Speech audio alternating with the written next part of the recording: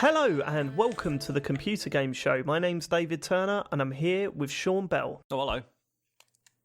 Matt Murray. Hi there. And James Farley. Hello.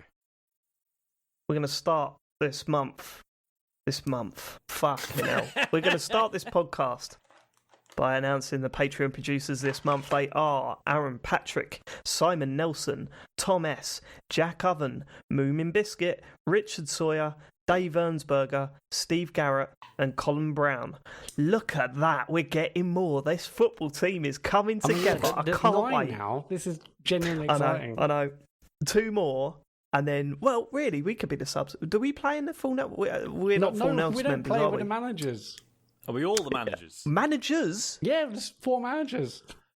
How's that work? Well, okay, like one's a coach. One's manager. One's head coach. One's a director of coach. football. I mean, to be fair, basically if we were all managers, I think anyone who's listened to the show knows that we all speak with one unified voice on every single matter. Exactly. So I think we'll be fine. Correct. I can't see me popping into the dressing room 5 minutes after you've all left and gone, forget about that. Forget what those guys said. Listen to me. I mean, we kind of have to have happen, a few managers because I know James won't want to travel to away games. That's true. Can I be director of football? Can I do that? An evening game on a Tuesday. Oh, Yeah. just No. moaning. If you would like to go full Nels, if you would like to join us on Patreon at any tier, please go to patreon.com/TCGS. This week we have our live talks over, right? That's this week. That's this Go on, Saturday Matt. at What 9. the deets? What the deets? So yeah, live talk server. If you're an £8.50 and above patron, you'll be able to watch it live on YouTube. There'll be a post in the week with all the details for you to watch it live. And we're talking over Cyberzone with Craig Charles. Yes, mate. That's right. I was We're going to watch honestly, an episode of Cyberzone. I was going to write another quiz this month, and then I found this, and it's too good not to do it. Have you watched the whole thing, I Sean? haven't. No, I've skimmed through it, and it's an unnervingly high quality rip of a So for those who aren't familiar, this is Craig Charles's first TV thing that he did, I think, and it's a virtual reality game show from the early 90s. It's not before Red Dwarf, is I think it? it might have been, or certainly around the same time. So yeah, late 80s, early 90s. It can't be. But yeah, I think it was. Yeah. It might have been, yeah. Before Red Dwarf. Anyway, Weird. it's Okay. No. Before Coronation No. It Street. can't have been before Red Dwarf. That's impossible. Before his current yeah, radio that's show. around the same time, I think, yeah. Early Red Dwarf. Yeah, and it's just an incredibly naff virtual reality game show, and it should be incredibly good fun. It's like the Crystal Maze, isn't it? But everything's in virtual reality. It's like Crystal Maze meets Nightmare, but nowhere near as good as either of those shows. So I'm quite looking forward to watching that. I remember watching it as a kid and thinking, "Fuck me, this is bad." Well, this is it, isn't it? That's why it's interesting, because it's not like, oh, we thought it was so good at the time. It's like, no, we didn't really. It kind of looked bad then. So yeah, good. 100%. Good. Okay, so we got that coming up. So make sure you sign up to that tier if you want to watch that live this week on Saturday evening. Been a bit of a weird day, hasn't it? It's been a bit of a weird day. I mean, I was in the office for the first time in about 4 or 5 weeks. Really? And my phone, How busy was it? Oh, it's dead. Like no one's going in, but I had to go in for a couple of things. So, yeah, I think there's like 2 or 3 people in the whole office, so it's very quiet. But my phone was buzzing away, and trying to keep up with you guys today was unbelievable. First of all, we had this idea we had for a video. Do you want to explain who came up with this idea? Was it you, Matt? Oh, the Microsoft thing. Yeah. Well, only because Oh. obviously we've all seen lots of videos on Twitter and social media of people just showing their Xbox Series X, saying, "Look how quick it is to boot." You know, from like the machine's off and it goes straight into like Outer Worlds or a game in like 30 seconds. It's crazy. And I said, "James, we need to do one with your Xbox. It'll be brilliant." You know, and so James, lovingly. But James sort of said, "How should I do this?" And we offered all these ideas. He just ignored them. I did exactly what I was told. No, he didn't. We said put the iPad next to it with a timer Yeah, on I it. wasn't going to do timer on that. it. That's boring, isn't it? I need to do that. Also, Boring. I was expecting maybe a little bit commentary while Yeah. it was going Maybe on. not James, the but intro. instead, you just No. There was a problem with that. We've got plumbers in, go on. and there was like noise going on and And like drilling and they things. ruin your ability to talk. Ruin Is your that It's flow. all what- like what's- just what's like going they on? were doing banter and stuff Were you outside. nervous? Couldn't and it's hear 'em. like- You nervous You in mean front you of were the- worried about the them men? hearing you? Is that what you're saying? Basically, yes. Okay. Yeah, that's what that's about. That's exactly what it is, isn't it? That's exactly what it is. I Yeah. didn't even think of You that. should have gone, like, boys, tone it down. I got a potentially viral video Yeah, try on to do a recording show for here, guys. Twitter.com. Could you not have waited until they're gone? Well, yeah, but they didn't go. Okay, this is the thing, right? First of all, I had to download the game, which was annoying because that's like it takes like about 3 hours. Oh yeah, over we my know. connection. Yeah. We know how much of an effort that is for you. That yeah, go on. took quite a long time. Then I was thinking, well, look, we've got to strike while the iron's hot with this. Like, I can't just like leave it like all day until it's done. If I Well, why leave not? it to People the have been evening, posting these videos for ages now. I didn't know Yeah. that. I thought it Yeah, was a current thing. strike while the iron's hot. I mean, I was making jokes about how slow your Xbox One is to load games about 4 weeks ago. My tweet went out and got loads of likes. So it's been a while, James. Well, the either the way, iron was look. very cold. I had half an hour spare at lunchtime, so I thought I'll do it now. And yeah, it didn't work out. Like, not exactly. Well, Well, anyway. it kind of did. Didn't So- it? Yeah, you sent the video over, and Good video. you guys had all, what's that? Good video. It wasn't. It was. It wasn't. I looked at it and just thought, what is the point in this? Like, what's the gag here? Like, what are you going for? I don't. Anyway, forget that. Okay, you did the video, fine. You sent it over. It was uploaded. And then I watched it and I went, "Yeah, James, your private email was plastered on it. You've literally doxed yourself." So we had to take it down again. Is it back up now, Matt? No, I mean, Just give up. Well, I wasn't going to like. It's no. I mean, it wasn't any point on James redoing. I mean, I like spent my lunchtime making a timer in Keynote, so it showed the time of how long it took to boot your Xbox, and wrote with a tweet, and got out on a number of different social networks, and I was like, delete it. Don't bother. There's no point. Let's not do it again. So if you saw that video and wondered why the fuck it was deleted, that's the reason. But Hang on now. it's not the only thing that. Could that not just been blurred or something? Is that not possible? Yeah, that's right. Why don't someone else just do more work on your video, James? Exactly. Yeah. It's amazing you should say that, Sean, Yeah. because I don't want to turn this into a James bashing show, but we're going to So go it'll there redeem because himself in a bit this with the mini chief afternoon- stuff. But go on. this afternoon it blew my mind. James's attitude just blew my mind. What have I done now? We were talking about doing something else, working on something else, right? And I think it was Sean, you suggested, would we be mad to move recording to tomorrow so we could get this done tonight, Yeah. right? And Matt said, yeah, it would be actually, because that means that I have to then edit after the show, which means that I have to stay up really late to edit it and just to get the show out on time. And it for all of that, it's not worth it, right? And then James jumps in and goes, actually, moving the show to Tuesday, that would really help because I've got an important meeting tomorrow. True. And then you're all waiting for my point of view, right? And I just went, for fuck's sake, Millwall are on Sky tomorrow. We're never on Sky, right? No one cares about us. I thought, I really want to watch that, but don't worry about it. I'll miss it and I'll record tomorrow. And then James goes, actually, Chelsea on the telly tomorrow. We'll do it tonight. And I just thought, if it was that easy to move it just so you could watch Chelsea, why wouldn't you have moved it because of Matt editing till 3-4 in the morning? I did say at the time, I don't mind either Yeah. way. Either way is fine. I'm not that bothered. And this is I this don't is- remember this that being is- said. this is a non-story. This is a complete non-story. In fact, actually, yeah. In fact, I can read Is it it? here. Look, this is what I said. Where has it gone? I've lost it. This is what's annoying. It takes me a second to try and find exactly what I've written. Oh fuck! Go on. No, this is a bit annoying now. I can't go through it quickly enough, and then it just makes me look worse. Well, then don't say you're reading it when you're clearly not. I'm trying to scroll I've got through the. I'm reading it now. I've got Just the hang on a quotes minute here. while I actually Hold on. do the thing I've Let me just said. I'll just get the quotes. I'll get the quotes. I've got the quote right here, guys. Hold on. James. It's there somewhere. James, listen. You were quite happy to move tomorrow, even though it meant a lot of work for Matt. But the moment you heard Chelsea were playing, You wanted to go back to Monday. It was unbelievable. I couldn't believe it.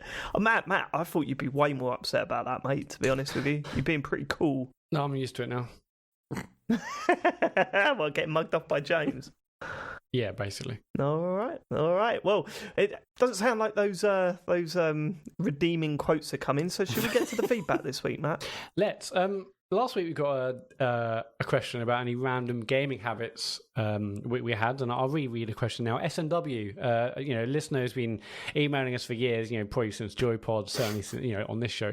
SNW, do you lads have any random gaming habits you've accidentally stumbled on due to a bizarre series of events? I ended up having my best ever game of Call of Duty online whilst wearing a bobble hat and sitting on a bag of rugby premium cement. Since then, I've done this every time. I swear I'm better before this ritual started. Great and all. And then we got a tweet from SNW in a week saying that wasn't me. That was weird. That was really weird. So now Stuart Wright, apparently the real Stuart Wright has emailed in saying, just wanted to chime in on last week's question. By my name twin, I've never sat on a bag of cement whilst playing COD, but I did want to get my best Geometry Wars 2 pacifism score after doing a night shift at work. For a week, I was convinced I had some actual gaming skills that could be activated after 24 hours of no sleep. Turns out not to be true. So someone calling themselves SNW wasn't SNW. So now we're actually getting people faking other listeners. I don't know what to believe. Yeah, but anymore. hold on, wait. What? How do we know if the person saying that wasn't me is really SNW? So the real SMW tweeted at us saying it wasn't him before he sent it, before this email. Okay, came but in, it could have been hacked. Yeah, or it could have been someone cleverly coincidence. changing the name. Yeah, that's true. Have you checked? Is it actually SMM? Or something? Is that maybe that? It's that's SM, and then it's a Otherwise- series of backwards and forward slashes to make the W. Yeah, two Yeah. V's. Yeah, or two two V's Vs next to bullshit, each yeah. other. Or like SNW tweeted us, but then this other person emailed in quickly saying, it's Geometry Wars 2. Stuart next week were like, no, I haven't even played Geometry Wars 2. So it's a race now. Anyway, basically, This is an army of clones. Stuart Wright clones. I think the real listeners don't believe feel anything free. you hear. Feel free to email the show as another listener from the show. I'm all for that. I'm all for that's that. really we can't.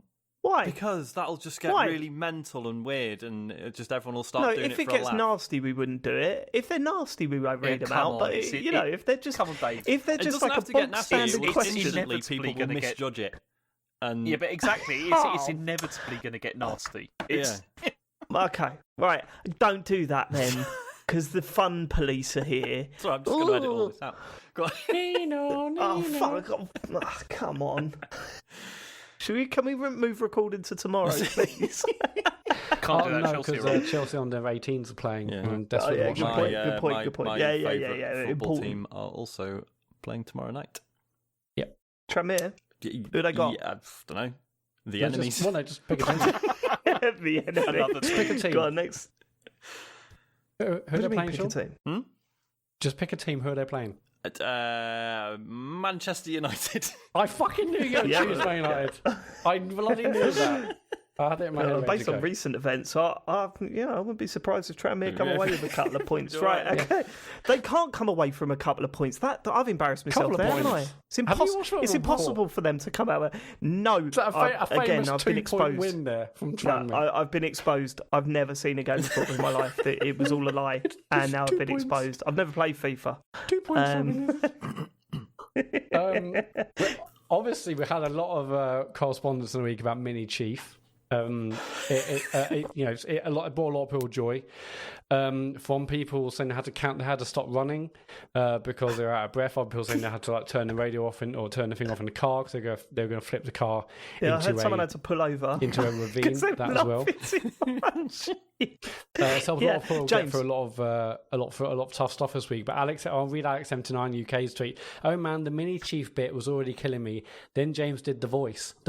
I was listening in the shower, properly belly laughing, and my family wondered what the actual fuck was going on. And I listened again. It was just as funny a second time. So I just thought it was worth mentioning Mini Chief. It was just great because it was a good bit anyway, but also James is never up for doing funny voices. So the fact that he knew this was the time to finally do it. Fuck me. Yeah, that's what made it so good. James. Yeah. Please say there's some news today coming out about miniature Sega consoles. Please. Sadly, there is not. That's such a shame. That's such I a should've shame looked because at there some, will shouldn't be. I? Yeah. There will be, and our mini chief will be back, and you will have to do that voice every I'm time. not so sure about I that. cannot wait. I'm not so sure. Here's the thing. Hopefully he attends the EGX at one point, No. and you get to go up to him and do the voice to his face, because Absolutely. that's, I think that's what we're going to make you do. If we came out on stage just with like a shoe and be like, oh, we're going to see if he's going to come out in a bit. He's still sleeping. But Oh, don't say that on the show. That would have been Should brilliant. I cut that? I might cut that. and then James just like turning around and like covering his face and going, "Oh my god, I'm a bit shy." No, I want to like full ventriloquist dummy style stuff. Not doing that. Yeah, no, the mini chief stuff was great last week. It made me laugh a lot. You couldn't hear me. I know you heard me breathing heavily, but I literally had to walk the other side of the room because I thought it was going to burst. All right, okay. Mini chief. Next feedback. Gavinson Savannah. Hi guys, just thought I'd give my feedback on Squadrons from the perspective of someone who was a big fan of X-Wing and TIE Fighter back in the day on the PC, and someone who has experienced very little VR. I'm loving the game just now. The campaign was good fun, and while I've not found the dogfight mode that much fun, playing fleet battles with my mates has been an absolute blast. While it doesn't quite have all the features of a fully fledged PC space shooter, I think they've done a great job of cramming in as many systems as they can into the package. I think Dave's points are totally valid. I can see that the in-flight visuals certainly aren't amazing, and if I had experienced more VR, maybe I would have higher expectations and not appreciated the non-VR version quite so much. Yeah, I think so there's a little that more is an important. I think that's an important point, really. I think Excuse me, those no, of you that Dave, there's still a little more. Going to continue to read it, okay? Okay. Also, playing with my mates has probably, as always, elevated the fun factor of the game. Saying all that, to me, it's awesome that I can play a game that reminds me so much of X-Wing and TIE Fighter back in the day, with my mates, joining me for some epic Star Wars space battles. David. And just put a little smiley face on the end. Oh, yeah. Sean, Yeah. was that weird? Yeah, what A happened little there? bit. You did sort of stop reading it, Matt, as if you were waiting for a response, and then when Dave gave one, you... I just well, because what I was thinking, because they said about not appreciating the non-VR version, and I was like, how we did play VR. Did I misread that? Anyway, Okay. we'll go on. David. Okay. Mm-hmm.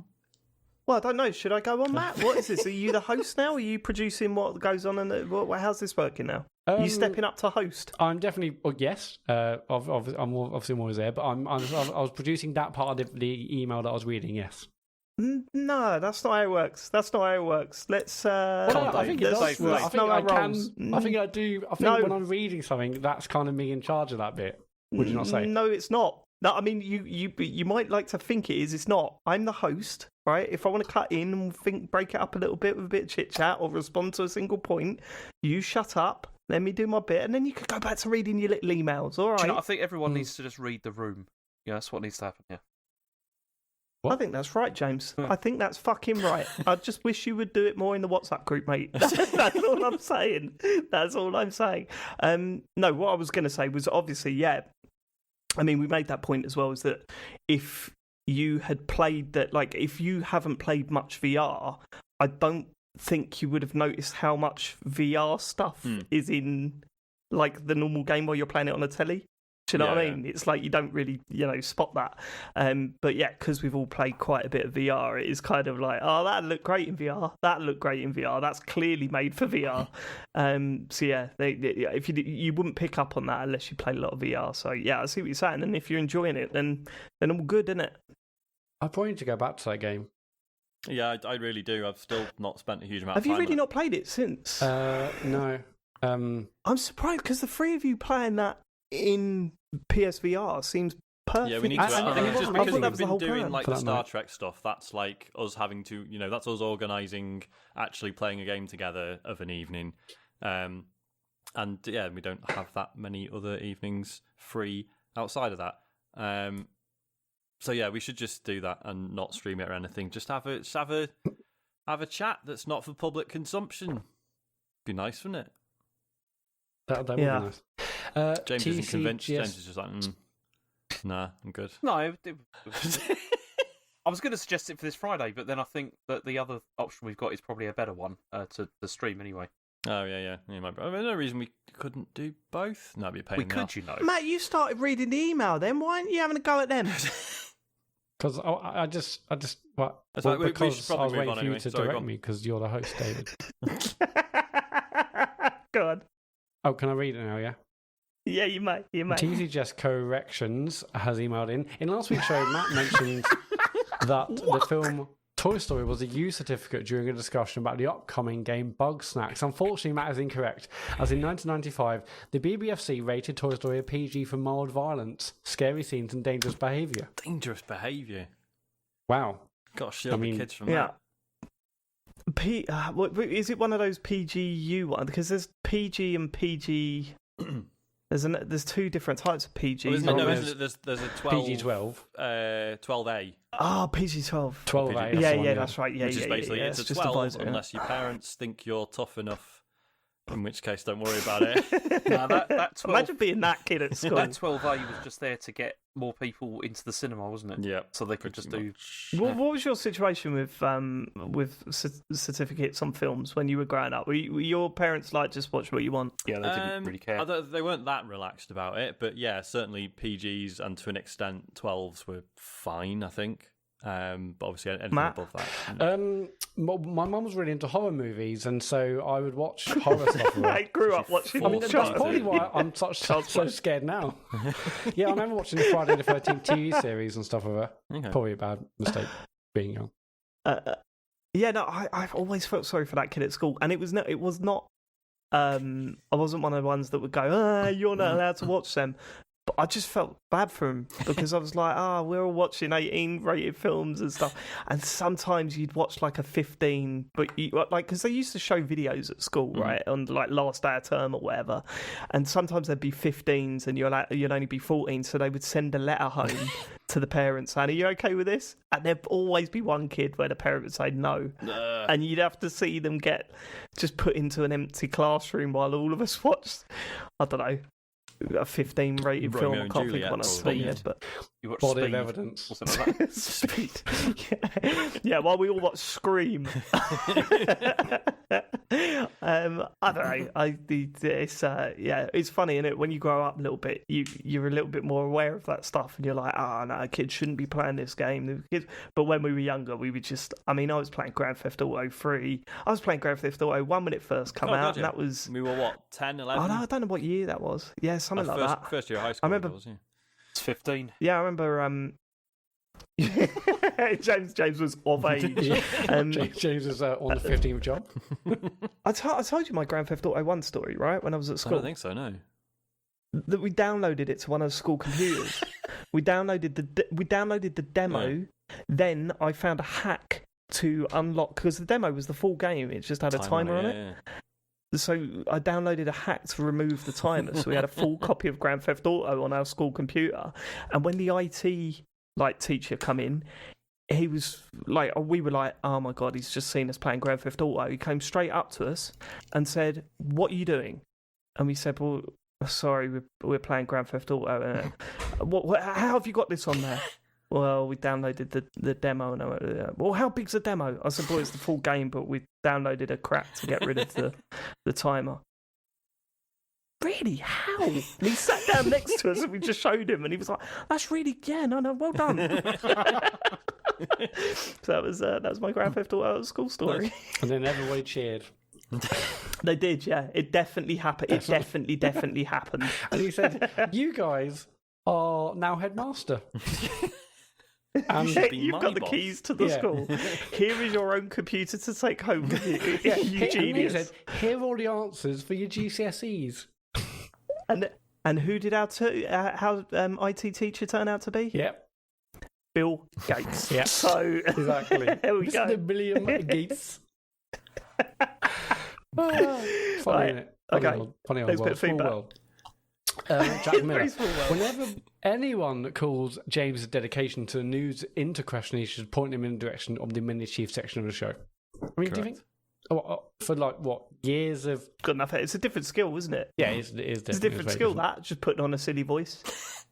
Yeah. I want him to do more silly voices though, because there's always a tinge of angst behind it every time. He's never confident with his silly voices. It's a shame. I don't, because it's not. James? I don't do silly voices. They're not my thing.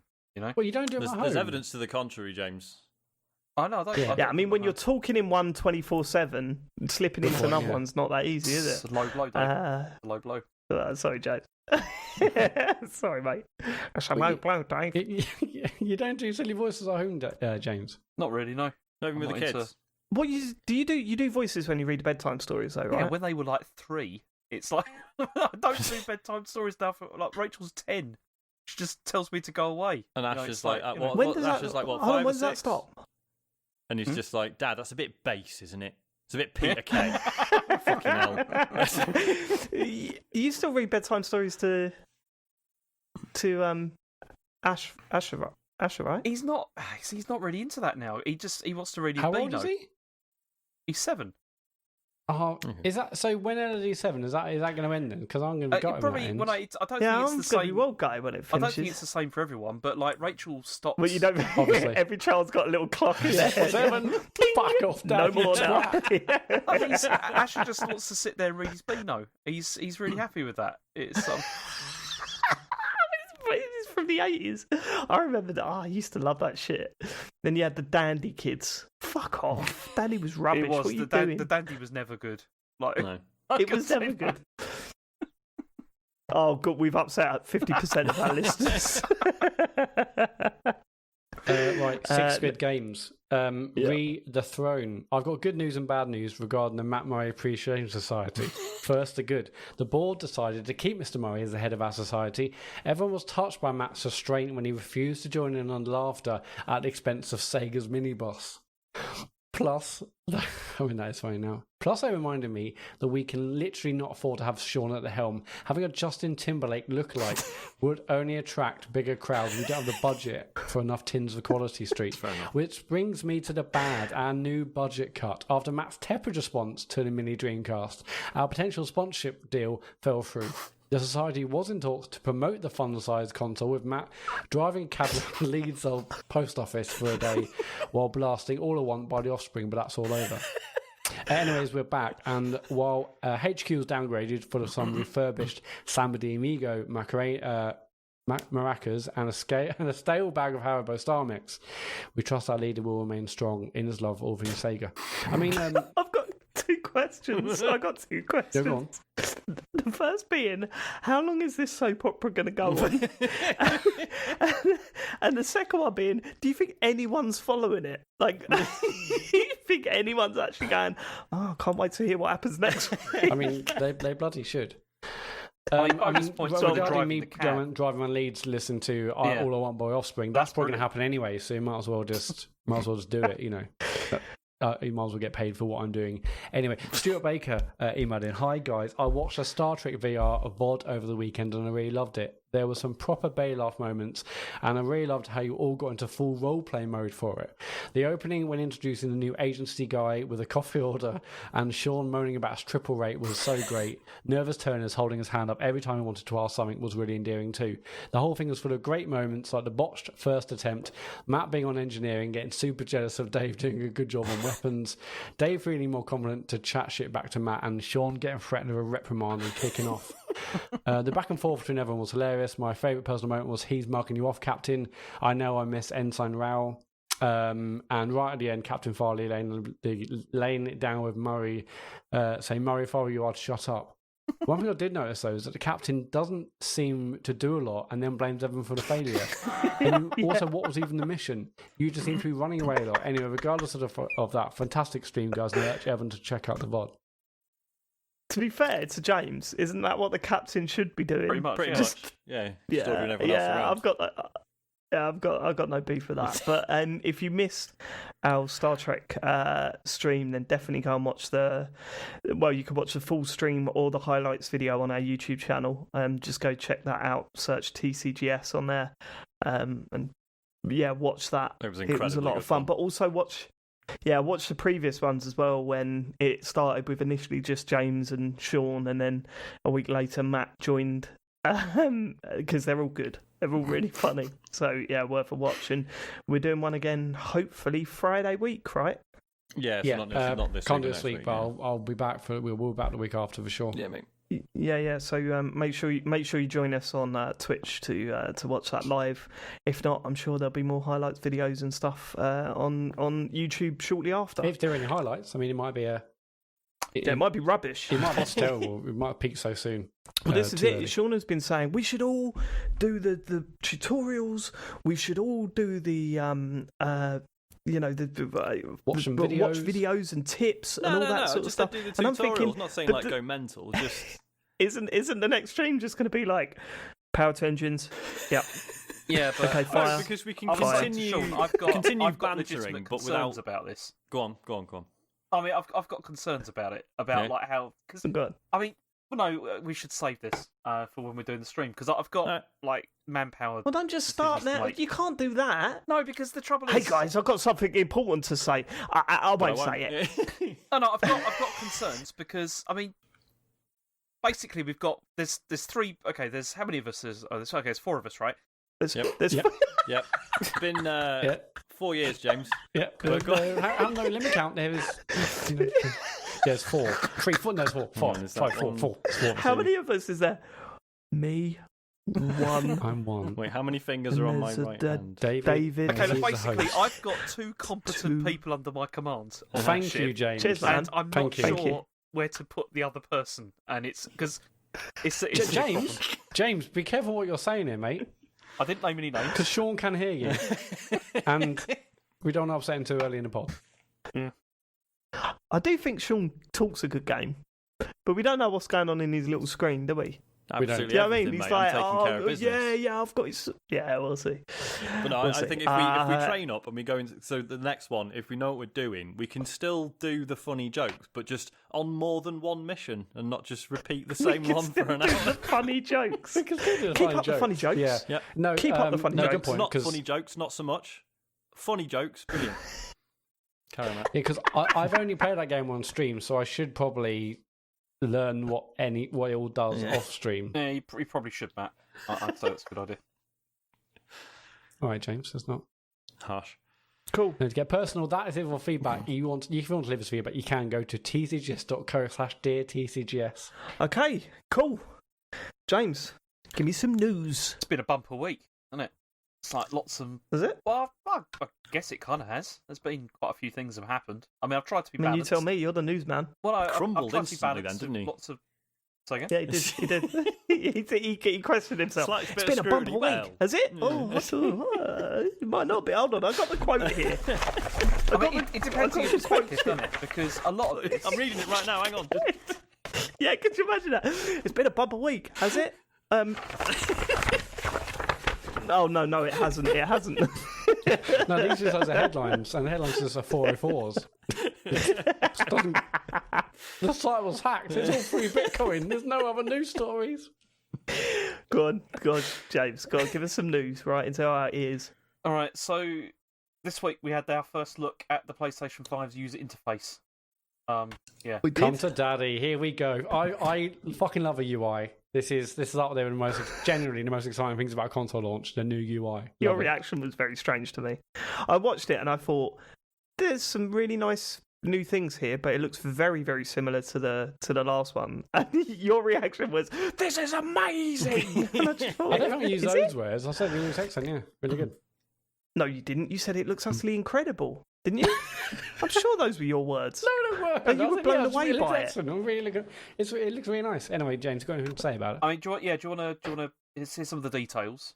So Give us a rundown. It renders at native 4K and Whoa. has like native HDR out of the box, so that's exciting. Can I The UI can I looks ask amazing this at right? night. Because Yep. so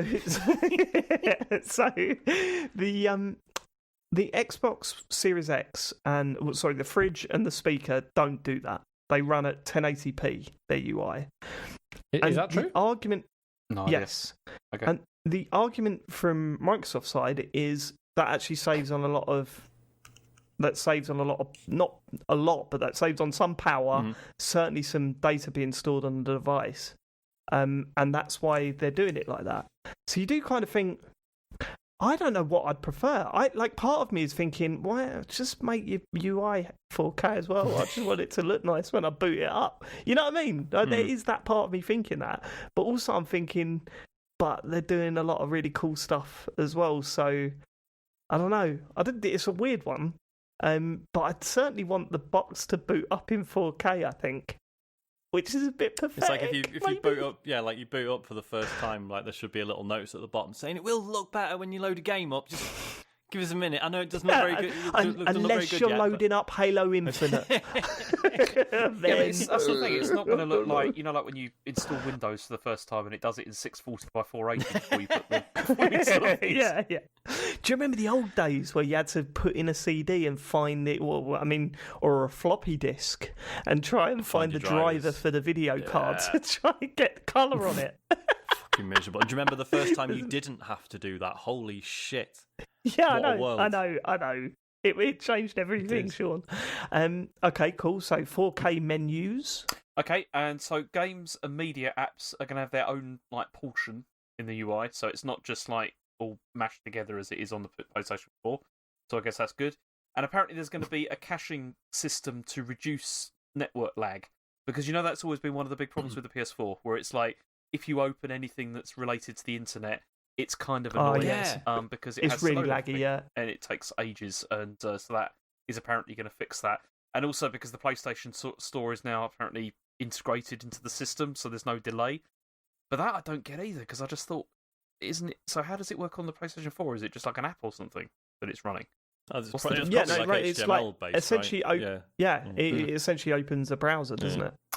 So the big thing that it also got are these sort of cards, which are associated with each game. So what it is... Sean, was that weird? Sean, that was weird, right? What was weird? Got an answer and then just moved on. Just no reaction. Well, it's fine, isn't it? So I think the cards are so insignificant compared to a couple of other things they announced. Can we touch on them first before we go to the cards? Which bits do you want me to touch on first? So there's two major things that made me go, that is going to make a big difference. The first being how to get into a party chat is a big thing. It's a lot more like the Xbox now, where you get an invite, you press a button, you're in the party chat. That's it, simple. Yeah. And that's what it needed to be. But before it was you come out, you go to the menu. Hopefully setting up parties isn't as terrible as it is on the PS4, because I know, some people say, it takes 10 seconds, it's fine. And all right, okay, fair play. But when you're playing on the other machine and it takes literally, you press a button and you're in a party chat, it makes a big difference. But yeah, so that looked great. The biggest thing about parties is the fact that now they're basically permanent groups, aren't they? Rather than you create a party to chat, and now they're permanent things where you can post messages to the group, you can post videos, pictures. It's permanently there. That's quite a neat idea. Although I quite like that. Some people are not happy about that, and there's been a big fuss about it. Obviously, people don't like it for some reason. What's that? The idea that they're permanent groups, people don't like that for some reason, and they've been getting annoyed. You could just leave the groups, right? Presumably, I'm sure it's but optional, come on, people just get annoyed about all sorts of things. Yeah, because people get annoyed about everything. The other cool feature that I genuinely think is brilliant is the screen sharing stuff. And it was something we spoke about just last week, Matt, where we were playing pro clubs. There was a bunch of us playing pro clubs. Matt joined the game, but you can't join mid-match. So we had another half to play, and Matt turned around and went, why is it 2020 and I can't just sit and watch you playing that match? Yeah. And I've said that now for you years. can. That is the perfect. It just doesn't make sense. That's the perfect solution. Now you could just go screen share and you can watch the match while we're playing it. God knows what it would do to our internet connection. If it suddenly become laggy or whatever. But I can't see it being that bad. I think it would be. Again, if that doable. again is also as easy as a button press, then that's an excellent feature that I've been wanting for ages. That is something that they are not doing on the Xbox that they really should be doing on the Xbox. They definitely will be. It won't be long before they will do that eventually. They will do that eventually. But it's good to see Sony coming up with making that so simple, because you can do that on the PS4. You can do that screen sharing stuff. It's just a ball ache to set up. Whereas if it's as simple as it looks in this presentation, then my word, that's going to be a great feature. Well, plus on this, you can just have it picture in picture as well, right? which Yeah. because I thought So that's another big that'd help. be potentially cool for doing streams as well, like if you're doing co-op ones. For sure. Yeah, for sure. Okay, cool. We got James, that, what were the other features? and then we've also got what else have we got? Okay. There's also the game help stuff that they've got.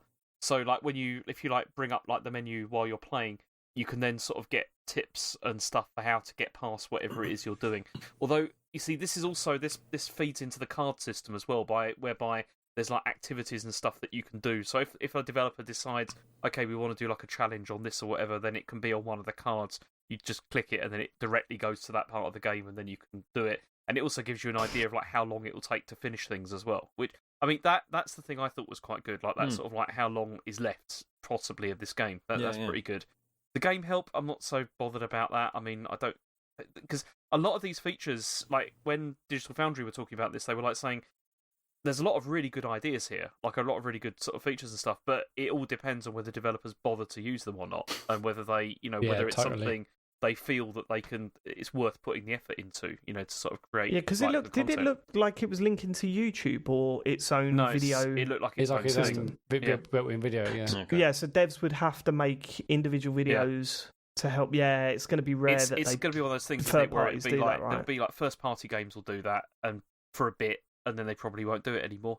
Because it's just. I think they'll keep that up. I think some third parties will as well. Yeah, but if people love it, then other people might be incentivized to do it. I mean, I love the idea. Like the sentiment is great. Like okay, maybe if you're stuck on a game, you go to Google it or go on YouTube, and then you've seen like a massive spoiler or something, and you got to like find the right bit of the puzzle you're trying to find the solution for.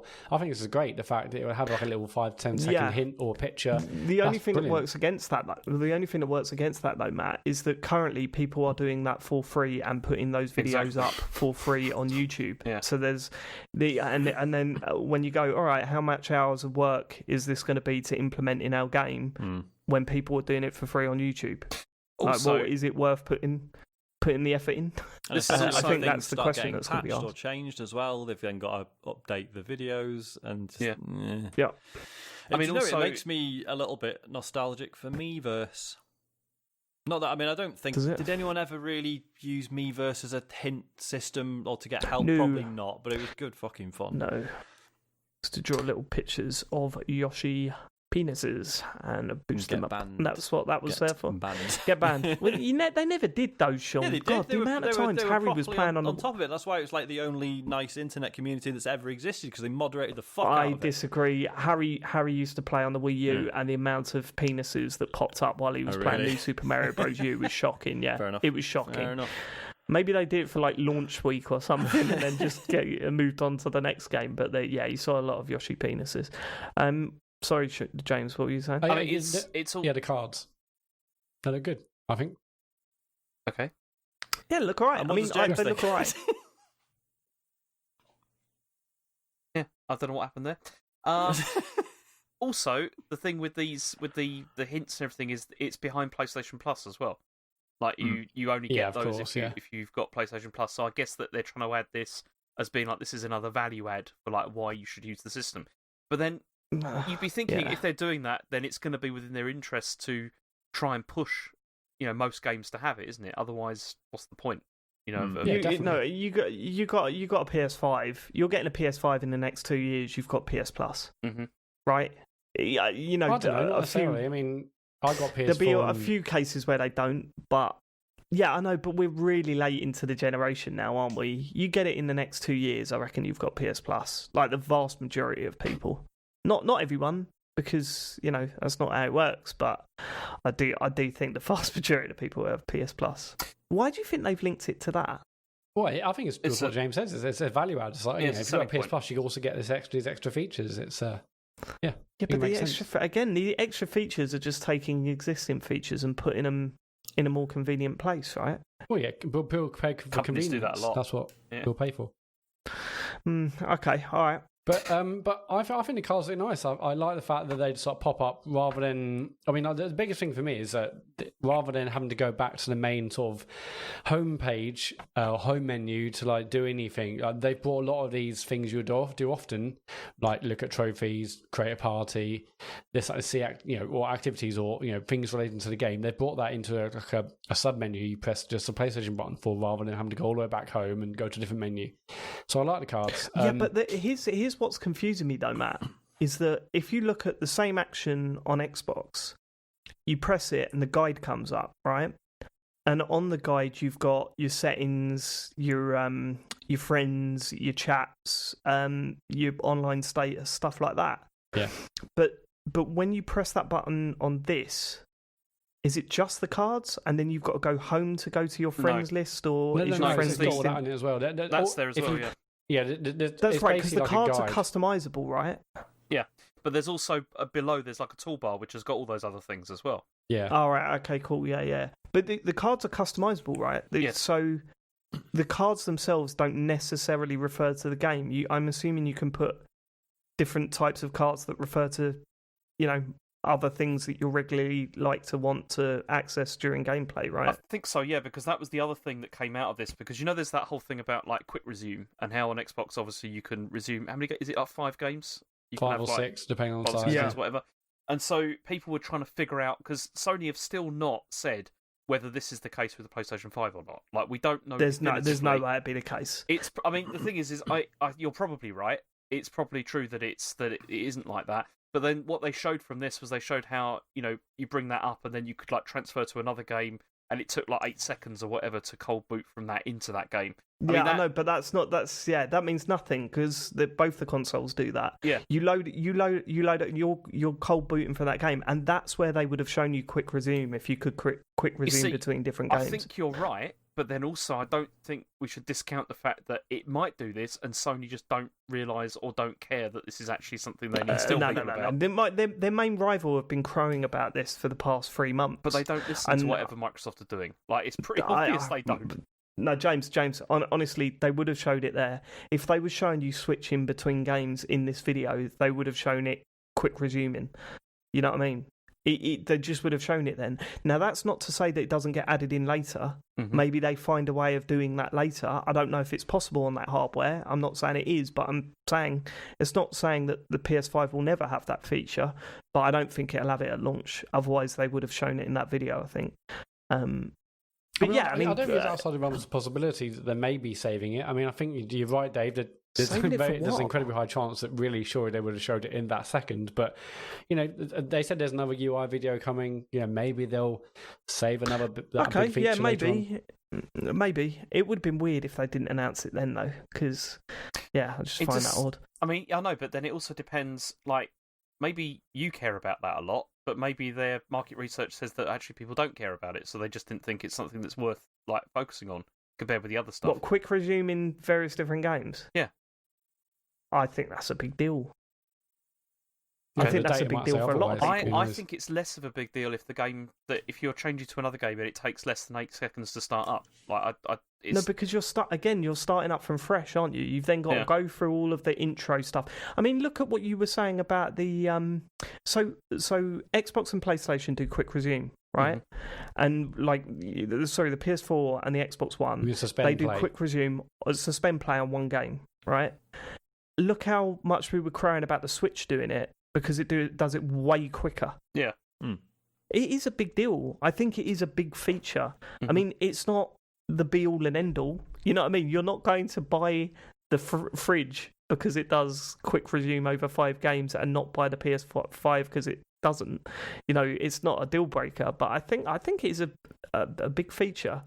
As I say, they might have it on PlayStation eventually. I mean, if nothing else, I don't think it'll be a lunch. Thought that because at the moment there's not actually a massive amount separating, or putting either console ahead of the other, right? So you would think they would be keen just to be like, yes, ours does that as well. Like, you wouldn't want to lose any points.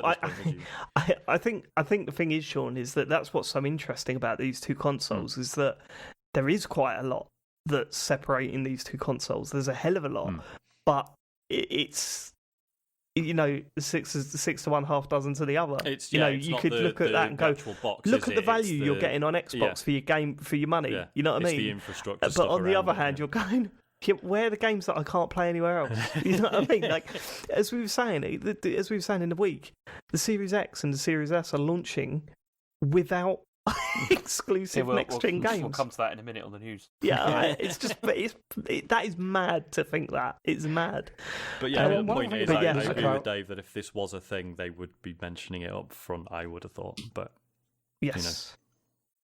One thing about Quick Resume, I've obviously over the last few weeks have all heard, all the demos and you can swap 7 games. And I'm more like, well, again, when am I actually be doing that? Surely I'm playing one game, but actually, I think I heard another podcast or something read something the other day about actually it's not about you switching between 5 games in one night. It's about you might have 5 games you're playing over the next month, and then you'll switch between them. So playing a single player game here and switch between that game there. So. Also, it's very odd to hear you say, when am I going to be playing more than one game at a time, from a guy that was prepared to spend £180 on expandable storage. It's like that. Well, no, that's weird from you there, Them Matt. two are mutually exclusive. One's having lots of games on the system, and one is like switching between 5 at once. Yeah, but if you're playing... If you're playing one game at a time, you could just switch them off of your external hard drive, can't you? No, I don't think that works. Well, okay. Anyway, I think it does. I guess I can see the reasoning why switching between multiple games works if you've got like 5 on your plate and you're playing over the course of a month rather than 5 in one night. mean, for me, it's more that the amount of times I'm playing online with my mates and we're like, oh, what should we play? And we'll start playing something. Go, okay, well, I've had a few games of that. Let's switch to this, and then to not have to. Cold boot that game, go through all the menus and all that sort of stuff again. To just like snap straight to the game. But those games you definitely would, because there will be online games. Yeah, to the menu. Sorry, what I mean is that you don't have to watch the company logos come up. Then the game loads to the press the start thing. I'm specifically thinking of FIFA here. Yeah, you press start and then it loads again, and then you get to the main menu and stuff. Whereas like on that, you just be to the main menu and it's just about connecting to the EA servers, which doesn't take too long. Yeah. Yeah, I think it is good. I think it's quite a big feature, to be honest with you. I mean, but go on, James. Anything else? The other reason that maybe this is not a thing on PlayStation is because of the storage limits that there are on the thing. Because it's the next story. Hang on, just before we get to that story, that's a nice segue. But overall, so I read my text. Basically, I said it looked fantastic, the UI. I think this does look really nice. I mean, it makes the Xbox UI, which again we've seen a lot over the last few years. It has evolved and slightly changed. And there was an update this week, and now on current Xboxes you're getting the next gen interface, which is a slightly refined version of what we've got already. It looks fine, it does the job, and I'm used to it now, so I know how to work it. But seeing this was like, this is a whole new UI, and it's like, this is really exciting, way more exciting than just the current Xbox UI I've had and have been used for years. And the thing is, I mean, like, my only worry, I guess, with this is it might be like form over function. This looks really nice and loads of cool cards and transitions and this, that, and the other. But how much am I really going to use? And will it be quick enough for actually functional wise? It works better, because say what you want about the current PS4 UI, it is incredibly basic, but I like it for that. I know. I'm not getting lost in the menus on there, whereas I think arguably you definitely could on Xbox. Whereas PS4 UI, it's simple, it's quick. Are you getting lost in the menus, or is that sensationalism? Yeah. No, because I think I'm used to it now. But I feel like this PS4 UI is way simpler than Xbox. If you'd if someone's playing neither and you're like, okay, here you go to your settings here, like on both consoles, the Xbox is like, okay, where do I go? I feel like PS4 is way simpler. This is a nice evolution. I think it looks really nice, and I'm really excited to delve in. Hopefully, it's actually functioning. It works better, but I think it's way more exciting seeing this than seeing the Xbox UI that we've seen for months now. See, the thing with the Xbox UI is it's fine, like now, as in especially with the new redesign, it's okay, but it's not, from my perspective, and this is purely just a thing. It's not aesthetically pleasing at all, like the Xbox UI. To me, it looks horrible. But it does work, which is, now it does anyway. I don't think it looks horrible. I mean, it doesn't look horrible, but it's just so functional. It's just, which which is maybe what I want. I mean, basically, there's no real joy in using it, which is like such a wanky term, but it's just It's a little bit. it's just I don't know. It does. Do you know what I want? Do you know what I want from exciting to UIs? use. And do you know what I want from UIs? And there is some of it on Xbox, but certainly it looks like there'll be more of it on the PS5 UI. I want it to be just massively customizable. I want to turn it on and for it to feel like when I open up my phone. When I look at my phone, when I pick up my phone, I know exactly where to press on the screen to get what I want, right? And I want these UIs to be like that. I want to be able to. You can pin games on the Xbox One, but like in the Xbox UI, but it's still you have to go down a little bit to get to it. I just want to boot it up. And when I say customizable, no, I don't mean a wallpaper. Picking a wallpaper, taking a photo and setting it as my wallpaper. I want apps just laid out as I want them as I turn on my my Xbox. But they've never let you. They've never let you fully customize that home screen. I know, because they you still can- want to. They want to. I basically put my pins at the top of the home screen. What's that, mate? I Sorry, put my pins Matt? at the top of the home screen, so they're there. That's what I do. Yeah, I should probably have a look at that a little bit more and see how customizable So I turn it it is. on and press down, and they're all there. But it's not. Honestly, I think the ad stuff, James, is way less than you think it is. No, it's less now than it was. But okay, if we go back to the original like Windows 8, what's it called, Xbox One interface, that whole thing was designed like to sell ads and to do do all of that. That was the purpose of that operating system. It's not as bad now, but there's still slight legacy of that. Of like you've got to have these like big boxes where you're trying to sell stuff. Has also got to be there. And I know it's not as bad, but I still, after I've bought a console, I don't really still want that there. Like you said, I want it to be like on my phone, where, I don't open that up and there's like a box there like trying to sell me something, like at the same time. It's just I can customize it however I want it to be. Yeah, I don't even notice that on Xbox now, but Yeah, I don't notice it either. It You doesn't could be feel as right. bad Maybe as I'm it just was. not. Maybe I'm just used to not looking at that portion of the screen. But I've never seen a sort of buy this. It's like, just when as you log bad it on PlayStation. Like if you like the PS4, if you go to like the the what's new whatever, that's all just, it's not selling stuff, but it's just useless information that who cares about that. It's Well, it's the same on the Switch as well, right? Like you turn the Switch on, you go to the news section, and that's literally just a stream of adverts. yeah, but you have to choose to go there. It's like it's not the Switch actually... doesn't put an advert in your library, in your list of games, does it? Yeah. I mean, guess. do you remember that really like bad thing like that Sony were doing with the PS4, where they used to just like, if there was a sale, not even just a sale, like if they were trying to get you to like buy something, they just like stick an icon there of like in there. Well, that's all there now, like PlayStation Now or something. I'm like, what is this? This isn't a game. Yeah. But the worst for that, obviously, we've mentioned it before, was the Wii U. The Wii U was insane for that. It was horrible for that. Just turn your pad on, full page ad. Oh, God, there you go. That was bad. Just be like watching telly. Yeah, that was like, really bad. Bing, advert. Fuck off. You're off. Yeah. Do you know what I mean? I think what it is it's just like the Windows 8 Xbox stuff. It reminded me of when you used to buy like a laptop like ages ago, and you'd like get it out the box, and then it'd just be covered in stickers, for like different companies and stuff. And I've never understood that. just When I looks was like looking that, for a new laptop during lockdown, I was genuinely considering getting a Windows 10 laptop. And the amount of ones that you look at and go, oh, that looks good. And then I open the lid and there's stickers all next to the trackpad. And I'm sure you can get them off. But at the same time, it's like, why? Why are they obsessed with that? Do you reckon they just get the chips cheaper, Sean? Is that how it works? Yeah, probably. Yes. Like when you buy a car from a second-hand dealer and they've basically melted their logo onto the back of the car. Yeah, sorry, go on, James. What was the next story? So the next story is it's not really related to this, but it's another bit of horrible information about PS5, which is about the storage limit of what it's got. So it's got an 825 gigabyte internal SSD drive, but it seems that the PS5 reserves around 20% of this. So you only get like 664 gigabytes of like usable space, which is not great. I mean, this is pretty similar to the Series X's like 200 gigabyte share from its 1 terabyte disk, but obviously that's 1 terabyte, so you end up with a lot more sort of left over.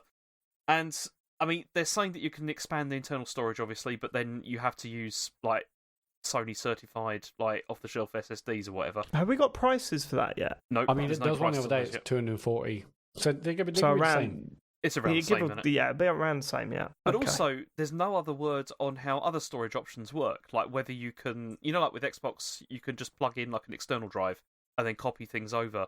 I haven't said anything about that yet, whether that's possible to do that, and that's going to become even more crucial. With this. Surely they will allow that, I right? mean, you can currently. It'll be pretty wild for them to go Yeah, back on that. I'm pretty sure that maybe if there's another UI video coming, then that's what they'll mention. Mm-hmm. It would be incredibly harsh if they didn't let you plug in a hard drive just to store games and then copy them over. Yeah. But storage is going to be an issue. Storage is going to be an issue next gen. There is no doubt about it. Usually when we go up a generation, the storage stuff gets way bigger. Like that's always been the tradition. But because storage technology is totally different in these machines, they haven't been able to do that. And I mean, to be fair, the original Xbox One launched with a 500 gig hard drive, right? That didn't launch with a terabyte. Yeah, it was 500 gig, I think. Yeah, so I mean, they launched the Xbox One X with a terabyte. This new one, the fridge has got a terabyte. But I mean, if you're buying a speaker, then that's going to be even less than what the PS5 has. Hello. That's going to be Well, I'm going to get an external drive for that. Yes, I mean, I've already got one lying around, so that's going to happen. But Phil Spencer talks about that later on. I'll come to that because there's a whole thing with that as well. I like it when Phil Spencer talks. Go on. Yeah, but either way, this is this is obviously not great. But then the other thing that's happened this week is that so Sony have said that in the future you're going to be able to upload voice chats to Sony to report like if you've been in like an awful party or bad things have happened online. So you've been to an awful party. Yeah, I've been to plenty of them. Yeah, but that worked retroactively. Can I just... When I was 16... I'll say this, right? I'll say this. Let me ask you a couple of questions, James. Are you familiar with the story? Yeah, why? He's the news guy, Dave. Of course he is. So okay. So it. does a user have to turn on recording? Yes, they do. And when they turn it on, does it warn everyone in the party chat? I don't know. I assume it does. But yeah. I think I read that it did. If that's the case, so initially I was like outraged by this. This is weird. Like, it's really strange. But you can already do this on the PlayStation 4. The only step you can't do is upload that to Sony. Mm-hmm. That's the only step you can't do. So when you get into a party chat on the PS4, you can set it to record the party chat along with, like, how the PS4's always recording, and then you just hit the share button and save the last 15 minutes or whatever. It's always recording. If you're in a party chat and your friends have ticked the box share my audio, it's recording all that audio. And you can save it. Everyone in the party is aware that it's being recorded and all of that. So the only step that's being made here is that you can upload it into a party chat. I think they're going the wrong way about this, really.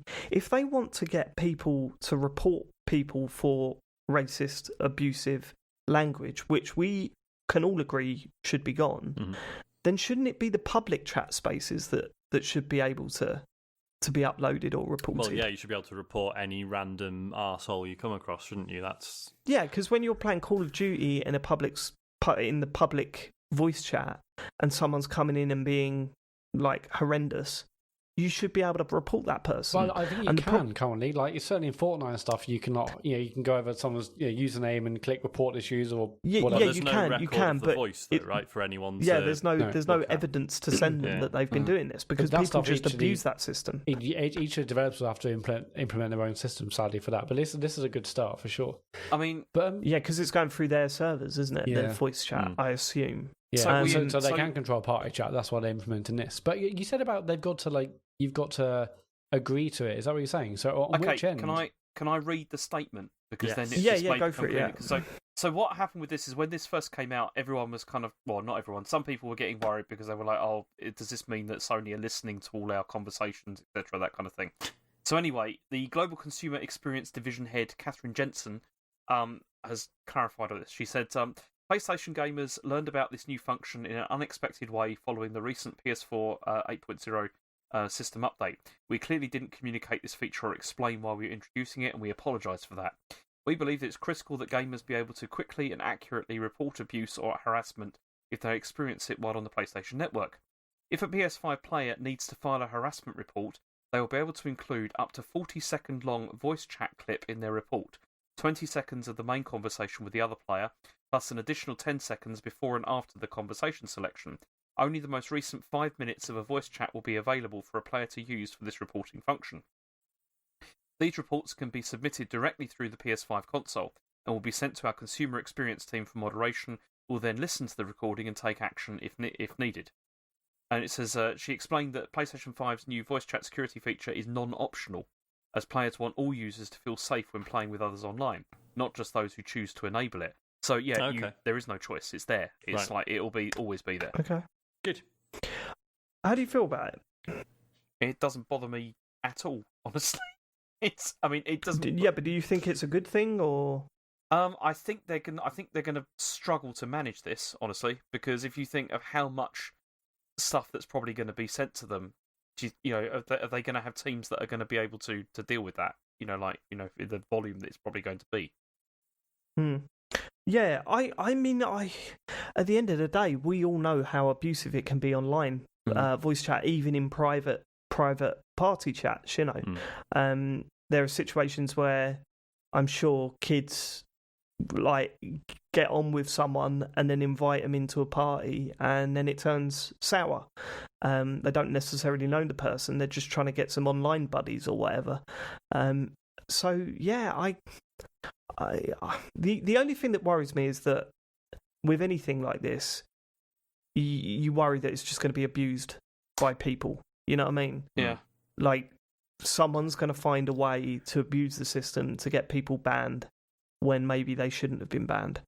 And trusting a company like Sony to handle those situations well is never great. But the fact that it's a way to try and stop online abuse, I can't get angry at it like some people are. No, exactly. In general, it's difficult, isn't it? Because you're thinking, is this like a? It's really difficult, I think, to decide how where you sort of fall on this. Because on the one hand, where does privacy exactly? Where does privacy, or is it But then also, the online space is awful quite often. But the thing is, if people are signing up to PSN anyway, this will presumably be part of the terms and conditions, won't it? So if you accept it, then you just have to play by the rules that they've established. Yeah. Yeah, for sure. There's also the worry or a slight concern that this will mean that there'll be more abuse in the public voice chat area because people can't do it in private chat anymore. But I push all those people out into the public space. I do still wonder though, how they're going to cope with this, because I think there's going to be a torrent, flood of this, isn't there? Yeah, there is. Yeah, stuff people sending things in. God, who wants that job as well? Just being forwarded all the racist, homophobic, transphobic, whatever shit constantly every day. Yeah. But ultimately that's a good thing. We want them to be inundated. Cause absolutely, and it's good. Good that these things we are do being and we enforced, don't because. I'm just saying. And obviously, players who are subject to the abuse probably get it on a regular basis just from trying to play games. But yeah, it's just fuck me. What a job.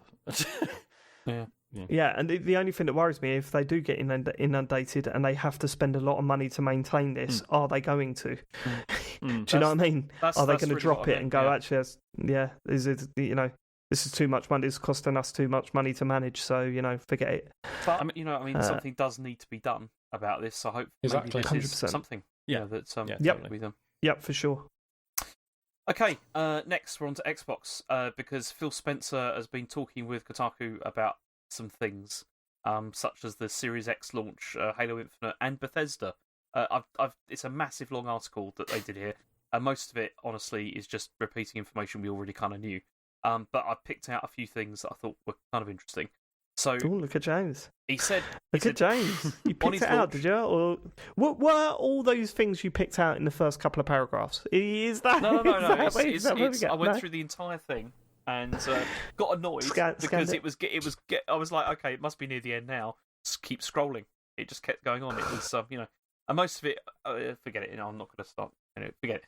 It's a tough gig being a games journalist, James. I think we should support them. So, it's a great bit of work. Go to Kotaku if you want to read the full thing, but here's James with a synopsis. Yeah. So, on the launch, Spencer says that, I think we'll sell every unit of both of them that we can deliver.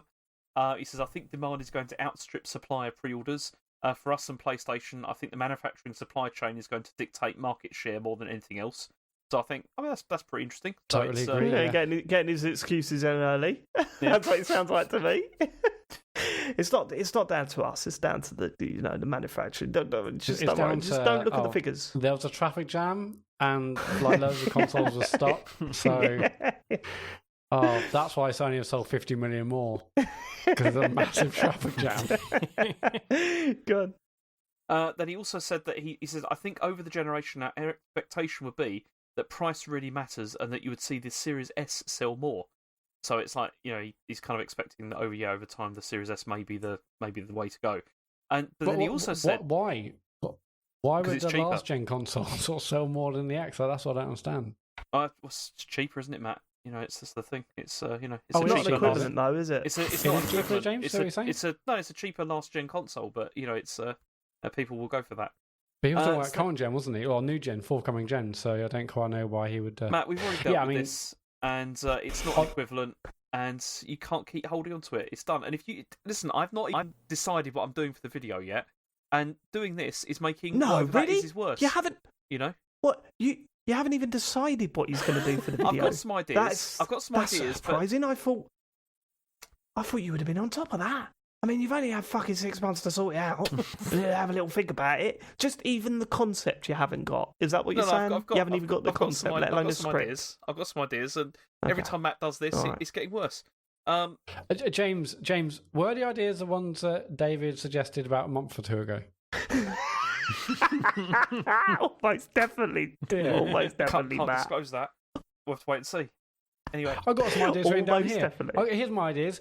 James, you should do that. Oh, no, sorry. I mean, I should do that, yeah. Matt, believe me, I am not helping him out at all with this. I want to see what he comes up with, to be quite honest with you, because I bet A, it's rubbish, and B, it's half-assed. that's what I think is going to happen. I mean, you're all going to see a video. Right, I will probably put in double the effort for the response video. Yeah. Then he's going to do for writing and playing. 100%. I've got a feeling that on the 31st of December, you're going to see a 30-second video of Matt going, "Hello, everybody. I'm Matt. I'm a big bum." It's 5 to 12. Yeah. Happy New Year. I promise to commit to 1,000 words. So here is the rest of the. That's what's going to happen, isn't it? Yeah. Anyway, sorry, James. Yeah, so Partly. Series S. Yeah, I mean, definitely Series S will sell more. It's cheaper and it runs next gen games. So yeah, I'm not surprised. They want to make sure they got a lot of these just before Christmas. And You know that's what I what's mean? concerning when pre-orders went live and like even the S was selling out. I get it, and I know demand is going to be massive, but I had still kind of hoped that there would be so many S's they couldn't sell out. But obviously, I understand that selling out is better for news and being scarce is good for sort of publicity. I get that, but I really hope come launch day there are going to be millions of S's so they can sell, but. Because they're not having enough is the biggest fuck up they could do. I think, yeah, but what if there's like a massive, they suddenly become available like at the start of December? They could have a big Christmas, man, if they make sure that the consoles are made. They can have a big Christmas if they have enough consoles out, and that's the concern. And that's the real quiz. Yeah, and that is the real quiz. So also he said that some games load faster on the S than on the X as well. And what? No, it's true. Yeah, but that's not surprising. The reason being is that because it's loading because lower res loading graphics. fuck all. And so that loads stuff. Yeah. Okay. It's basically polygons. Yeah. Okay. And they're also hoping that the Series S could be like an effective lure for people that were like Xbox 360 fans who skipped the Xbox One or just went to PlayStation or whatever. They're hoping that that's going to be the one that people will go for. presumably because maybe they had like loads of 360 like old games that will work on this because of backwards compatibility, and it's cheap. So it's. I guess, yeah. That's not a bad idea, is it? And again, we've said it before, but when they first introduced that stuff on the Xbox One, there was nothing better than going to your library section on your Xbox. It was hilarious. Like, you'd look at it and you'd say, "Oh, I've got 20 games. That's pretty cool." And then you turn on it once they turned on that backwards compatibility stuff, and you looked at it and there was 120 games in there. You were like, "What?" You go to it and you were like, "I'd forgotten I'd even bought that game." They were like old Xbox Live arcade games. You know what I mean? And just going through a few of those. I mean, I don't play them regularly, but it's kind of nice to know they're there. But yeah, I'm not convinced that it's a system seller, but it is quite a nice thing to see when you turn your Xbox on, for sure. I mean, the other quote he said was, "Hey, let's make sure we've got something to catch a second console owner." As in, like, people, they know definitely. people are probably going to buy PS5s, but it's like, this is cheap enough that it's worth picking up as well. So you still win. I mean, it's a bit like, you remember with the Wii 60 stuff or the PS3, and it's like, both Microsoft and Sony were like, we're all in for that. But then it's like, well, that just meant that Nintendo won because they were the common denominator. It's like, because they've gone in for second place. And makes sense. So we had Wii 60 before. What's this generation? Is it going to be like PlayStation S, or what's if everyone's going to get PS5? It's about PSS Switch, P Series S5, Switch version 2 station. It's going to be a free console generation, isn't it? Mm-hmm. I'm getting a PlayStation Switch. I'm getting the SwitchStation X. That's what I'm getting. The SwitchStation X for me. Sure, like Xbox Series Switch. Oh, that's a very good. No.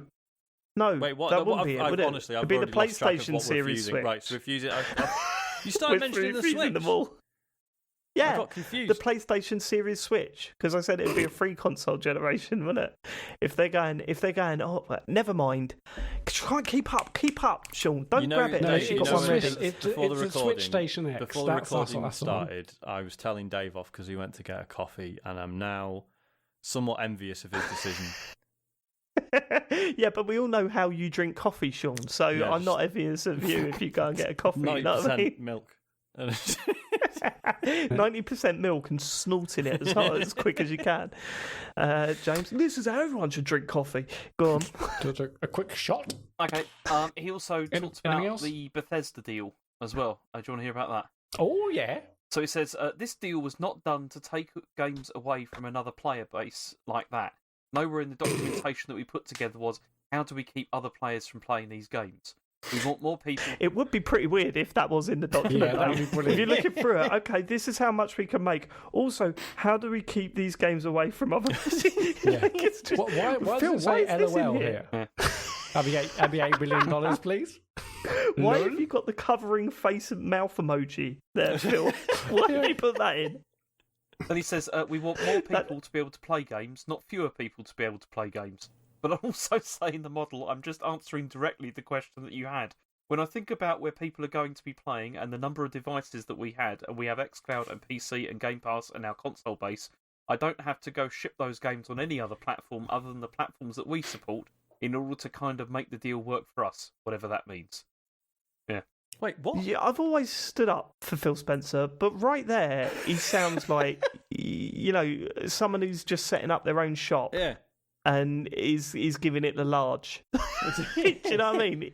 He's got his own clothing stall down in Marketplace, and he's going, look, I don't need to do that. I can. Yeah, all right, Phil. Let's see how that pans out. But no, I do believe that they'll still release those games on PlayStation. I genuinely do. But there'll be some incentive, won't there? I mean, other than they'll probably be on Game Pass on the Xbox or whatever. Yeah, that it'll either be straight to Game Pass, which we know that they will be, or there'll be some sort of couple of month exclusive. But I think we'll still see him on PlayStation. Do you think it'll be like too much money there? Do you remember when everyone used to snort at the PS3 ports of basically everything? any multi-format stuff, it was like, yeah, but you really don't want the PS3 version, mate. Do you think it's just going to be that again with the Bethesda stuff? It's going to be like, yeah, you can get it on the PS5 if you want, but they're not. They're just not going to bother as much with that version. Unlike the architecture, what do you reckon? They will deliberately fuck the game up a little bit. They're just like test it. Just copy and paste the code. It's fine. Oh my god, what a good idea that would be! Like if the PS5 could fully run the next like Skyrim game or Elder Scrolls game or whatever, but like Bethesda announced that it only runs at locked 30 frames at 1080p on the PS5, and it's like 4K 120 on the Series X. That's the way to do it, isn't it? Yeah. Sorry, I sounded like Punch and Judy there, but that is the way to do it. Oh, you're a genius, Sean. Thank you. Yeah, I'm really in two minds about whether games are going to be on PlayStation or Xbox. I mean, yeah, on one hand, I think there will be games on PlayStation and Xbox, both, to be fair. Yeah. Talking about Bethesda games. All right, okay. Did say that. So didn't have to. That's just, we all yeah, okay. Bethesda games on PlayStation, because on one hand, there could potentially be 50 to 100 million PlayStation consoles that people will obviously lap that stuff up. But, they've paid $7.5 billion for this. They also need to make their money back. But also, Game Pass is a long-term plan where I just feel like they'll just keep it that. I mean, like, if I had a PlayStation and I was like, I want to play this game, I will just, I'll pay. And by then, xCloud will be on browser, I would assume, as well. So if I didn't have a PC or an Xbox, but I had a PlayStation, I'm like, well, I'll just have to play Skyrim in Chrome or whatever, I don't know. Could you imagine that loading the browser on your PS5 to play xCloud? Yeah, I mean, I can see these things, being Xbox /xCloud /PC exclusive, but okay, well, we'll see. I mean, I was thinking then, how about if I have a bet? But it'd be pointless because even if there were Xbox exclusive, well, no, actually, what we meant was, and basically what I'm saying is I'm never betting. I'm surprised you're back on this. Because 2 weeks ago I played a clip where you brought up the fact that there are multiple consoles and James rejected it while you were making the bet. Like, I'm surprised that you've not just dropped this and gone, no, I was wrong. I mean, I even said at the time, like, I don't want you wriggling out of this. And it's... exactly. That was the line. How am I wriggling out? Let's move on. I'm going to get angry again. I love it. Matt kept bringing that bet up, and the moment he got faced with the facts, he went, I'm not going on about this. Let's drop the conversation completely. Exactly, because tell me what the facts were in that clip. In that clip, you were agreeing on the bet. You were summarising the bet. Yeah. I'm so sorry, listeners.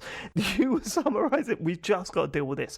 You were summarising the bet, and you said, but what if they bring out a cheaper console, Microsoft? And James said, no, Matt, you're not wriggling out of this one.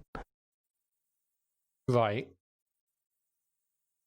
Go on. So he clearly didn't accept a cheaper, lesser console to be part of that initial bet. It was the equivalent, as you mentioned. That part of the conversation. No, I mentioned it after, not prior. James. Okay. No, that was prior. That was prior. That was the first clip that I played, which was about 5 minutes before the second clip. See what I mean? Let's move on. Right, okay, go on. Just hate every fucking bit of it. Matt, seriously, don't worry about it. If you don't mention the bet ever again, you will never have to do that video. I couldn't give two shits about. Honest with you, I'd completely forgotten again about this. So every time you bring it up, it's like, it reminds me that I've got to do something. Stop it reminds me for you not to do it. It kind of feels like... Later. What? Well, it's not about the video. I don't care about the video. I'll do the video. It's more... It's a principle, frankly. Okay, well, you lost the principle on the bit. Okay, come on, let's move on. What's the next story, Joe? Well, no, this is the last bit. So then they also asked you about Halo Infinite, and basically there's no... Oh God, how do you approach that subject? You're sitting opposite Phil, and you're looking down your list of questions that you pre-prepared, and at the bottom, like, you can see it in the corner of your eye that you're getting closer and closer to bringing up Halo Infinite, and you're sweating, and then it gets to that point. How do you approach that? So, Phil, Halo Infinite looks shit. It didn't. It happened there. Go on. What do you say? Well, first of all, they asked him if it would be possible for them to like release the campaign or whatever separately, and then the multiplayer. And he was like, "That's up to them. It's nothing to do with me. It's up to the studio. Would they do that?" Really? Because he's already commented on that, saying that they didn't want to do that. Yeah. Well, he's now said that it's fine. And then also, there's no release dates or time frames for any of the other like Series S or X games. Like Halo Infinite, Everwild, Fable, all that kind of thing. They'd be mad to. Yeah, They'd be mad to. They would be mad to. And by the sounds of it, didn't they bring in a completely new team to go and work on Infinite? I think. Well, they brought in the former Bungie. That's head right. Yeah. I mean, I've got this like Kotaku piece in front of me, just scanning it and looking at that one screenshot of Halo Infinite. I genuinely wouldn't be surprised if they now take this away and work on it for like a year or two.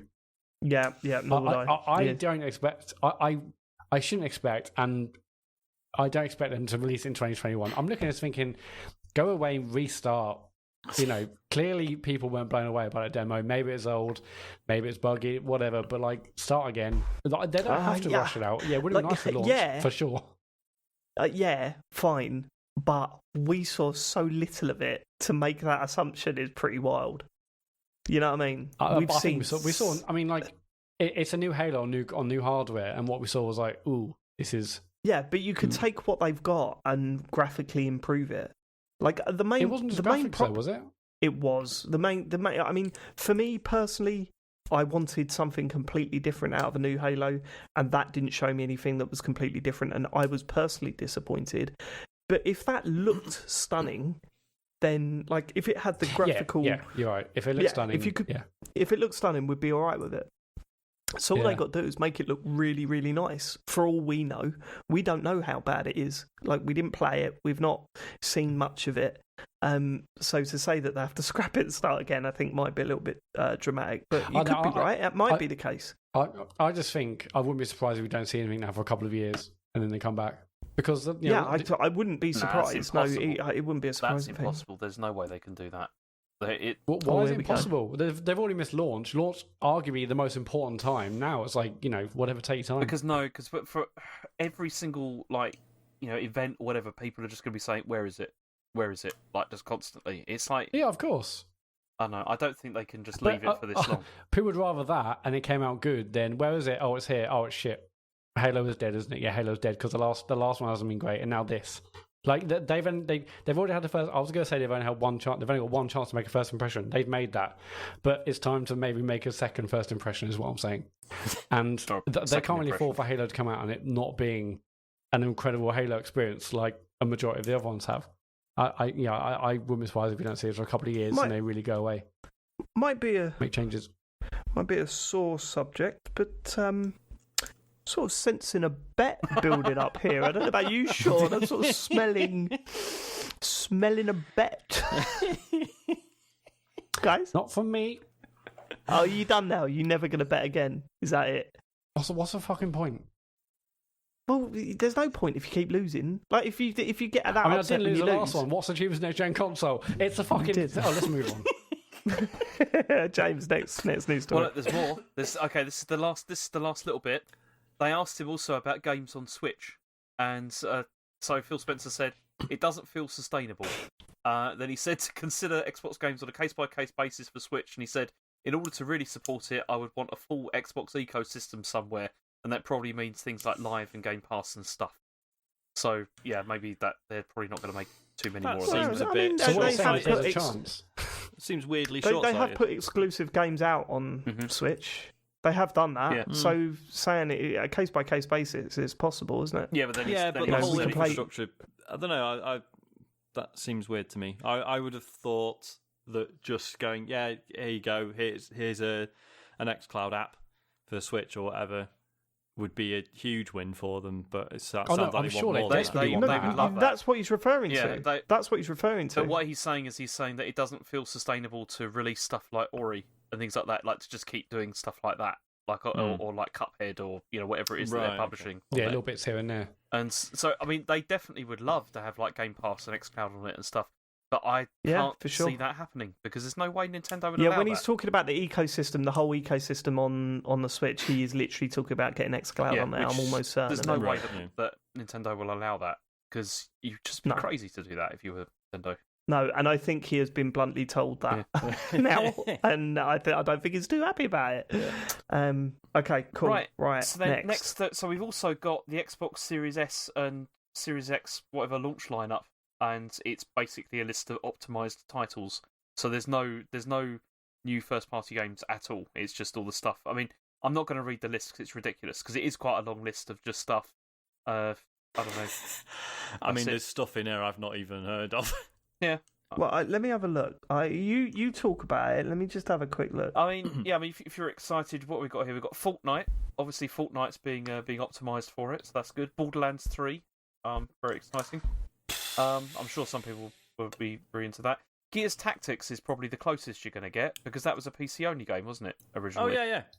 So that's... I mean, surely Yakuza Like a Dragon, that's next gen Xbox exclusive, isn't it, for the first few months? yeah. I suppose They've you could say been that, yeah. a lot of places have been previewing that. They said it runs really, really well. Yeah. There's that. The Tourist. That was not bad. I quite enjoyed that. Yeah. And hang on. So is Watch Dogs Legion, has that got? It says smart delivery next to it. So has that got a next gen version on? Presumably, yeah. Okay. Yeah, on Xbox, yeah. And also Okay. PlayStation, I think, as well. Mm-hmm. Yeah. So you'll notice Fortnite? Destiny 2's not on this Yeah, list because the next gen version of that is like another couple of weeks off. I think. Yeah, It's December 8th. disappointing, isn't it? It's Mm. December, isn't That's it? coming 6th December of 8th, December. yeah. And then also the other thing that's a bit of a Two different surprise dates, Kim. is there's no Halo here. Like I don't mean Infinite, but I mean like Master Chief Collection or anything. They've No not- Halo at all. Yeah, that is a bit surprising.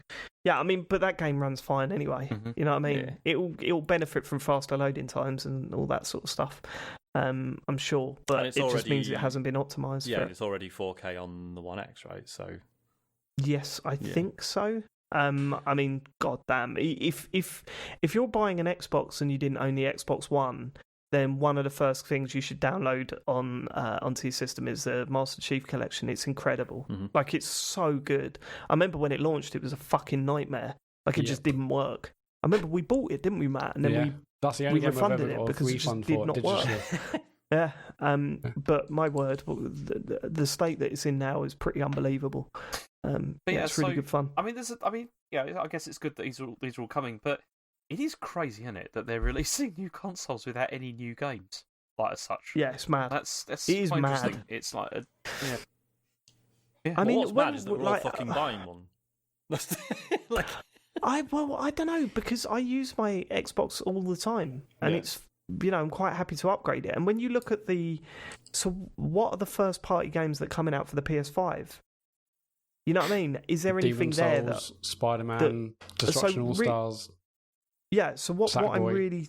what I'm really getting at is there like I seem to be choosing between either a new console that has a few first party games that may be a bit rubbish, we don't know, they may be excellent but is a bit of a gamble, or I'm paying the same amount to play the games that I'm already playing and hammering and that I know that I will be continuing to play next year on a much faster system, running at the majority of the games seem to be running better on that system anyway.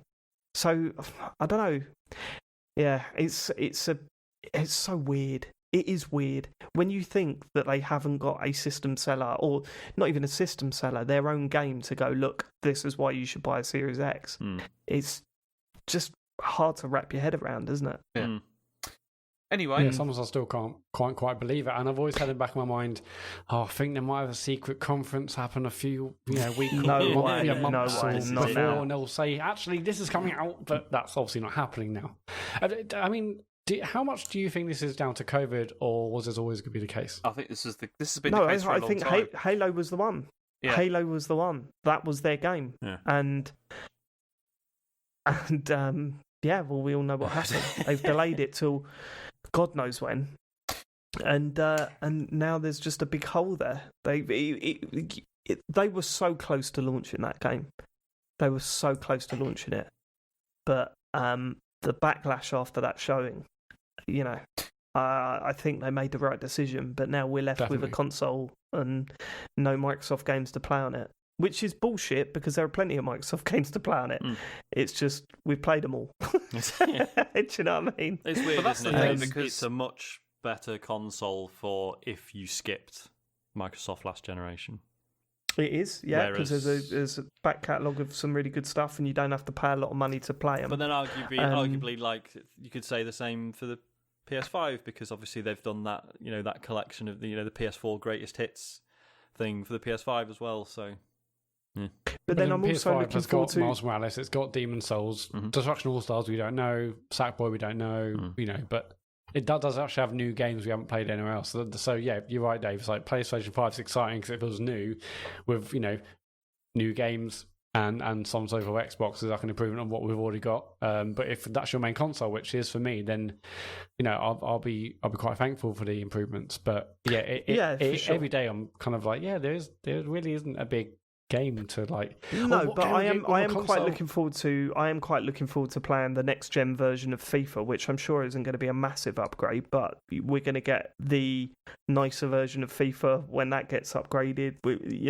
There's the new Assassin's Creed, which I wasn't into, but then looking at some of the footage coming from the next gen version of that makes you go, maybe I'll just buy it to look at what the console can do. And then there are some other next gen games coming out from third party developers, and maybe that's worth looking into. But yeah, certainly there's nothing that really sticks out, is there? I'm looking at this list again, and I was saying how it's like I'm excited about the Series S, and I'm going to play Destiny 2 on it on day one, but which is kind of sad in a way, right? But then I was looking at this list, and I'm like, mate, I'm going to play fucking Tetris Effect again. Yeah, that's on it, which is I mean, that's the thing. I look at this, and I've got the same sort of thing. There's quite a few games that I've not got round to playing on Xbox, which I probably will now, like Gears 5 and things like that. I never played those. Or like Ori and the Will of the Wisps. Never played that either. I probably would like that, so I'm looking forward to it. It should be good. But the thing is, I think you're right. It is quite funny though that I finally realised today that actually some of the stuff that the Series X is crying about, I can't even achieve on my television. You know what I mean? 120 frames per second. That'd be really interesting. So no, I can't do it. Can't do it. Yeah, I feel like I'm really missing out actually because but that would also be a cool thing to see. How many games are going to be running at 120 frames anyway? We're already seeing compromises on that front. So not many. Yeah. The Gears is running at 120, Gears, but Is it 120? What's going to be interesting is that whenever a new console launches, they always talk about the attach rate. Attach rate of like Breath of the Wild and Switch, and it's like there's going to be zero attach rate for Xbox. It's not that though, is it? Because the attach rate is Game Pass. Like how many people have subscribed to Game Pass? That's the attach rate they care about. It's not how many games people have bought. It's irrelevant. For sure. Sorry, what were you asking there, Sean? I was just saying, so it's Gears definitely 120 frames at 4K? I don't know at 4K, but it's definitely running. You can definitely run it at 120 frames, yeah. But because I know we've already seen, is it... even the Series S does that version, doesn't it? The 120 frames. Oh, fair dues. No, just because I know we've already seen, is it with Demon Souls on the PS5, it's you choosing between resolution and frame rate again. It's going to be a lot of that. The crazy thing is that it runs at 120 frames in multiplayer, but the sad point about that is to play it, you have to play that fucking multiplayer. Do you know what I mean? To experience that. But with the visual stuff and all of that, it's like if you really, because there's going to be compromises on this on both systems, like over the next couple of years. If you really, really care about that, the only thing to do is to buy a PC, right? Well, yeah. That's if you really want like the highest possible quality or whatever, that's what you do. Yeah. Also, a bunch of people saying 120 frames. If you're really excited, that's pretty much only really happen next first year or so. Because after that, it will be like like they can do 120 frames for these sorts of games, which aren't mega next gen console sort of resource heavy. But when we get into proper next gen console games, next gen only, that's when like 120 frames will just go away probably because they're doing enough. It touches 30 every now and then. The trees look really now good. Now we're putting proper graphics in. It's 120's gone, baby. So I might have asked this on the show before. Stop me if I have. Yes, there's four of us. I haven't seen a 120 or 144 hertz display and obviously COVID times, I have no opportunity to do so unless I really want to take a trip to John Lewis just for that. I looked on John Lewis today, £2,500. Yeah, the one I want's 1,500 quid. So, A, have any of you seen one in action, and B, is it really that good? I have no idea. No, but I guess it is.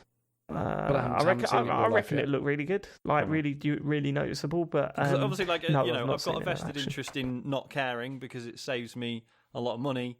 But also, I definitely at one point thought that 30 frames a second was fine, and now I'm a 60 frames snob. So, exactly. Yeah. I mean, I've heard some people say it's a bigger difference in resolution. Like if you get a really super smooth 120 frames game, but you haven't had a chance to experience it yet. Sadly, in real life. Cool. Okay. The next story is that Microsoft is going to share digital revenue with GameStop on every Xbox it sells. I just thought this was weird. Very. I just thought this was weird. This is just very desperately trying to keep bricks and mortar retail in the room, isn't it? But that's just... but who?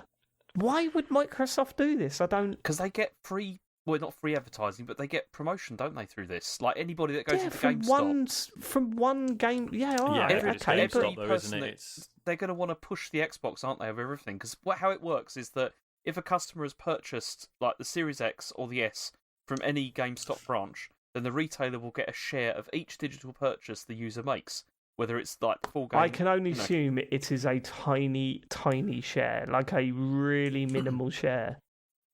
Because I just don't see what the benefit is other than it's just a visibility one retailer thing, pushing them. It's just the fact that they don't want both the new consoles to come out, and obviously if GameStop are like, well, if people aren't really going to buy games for the new Xbox, so why should we give a shit?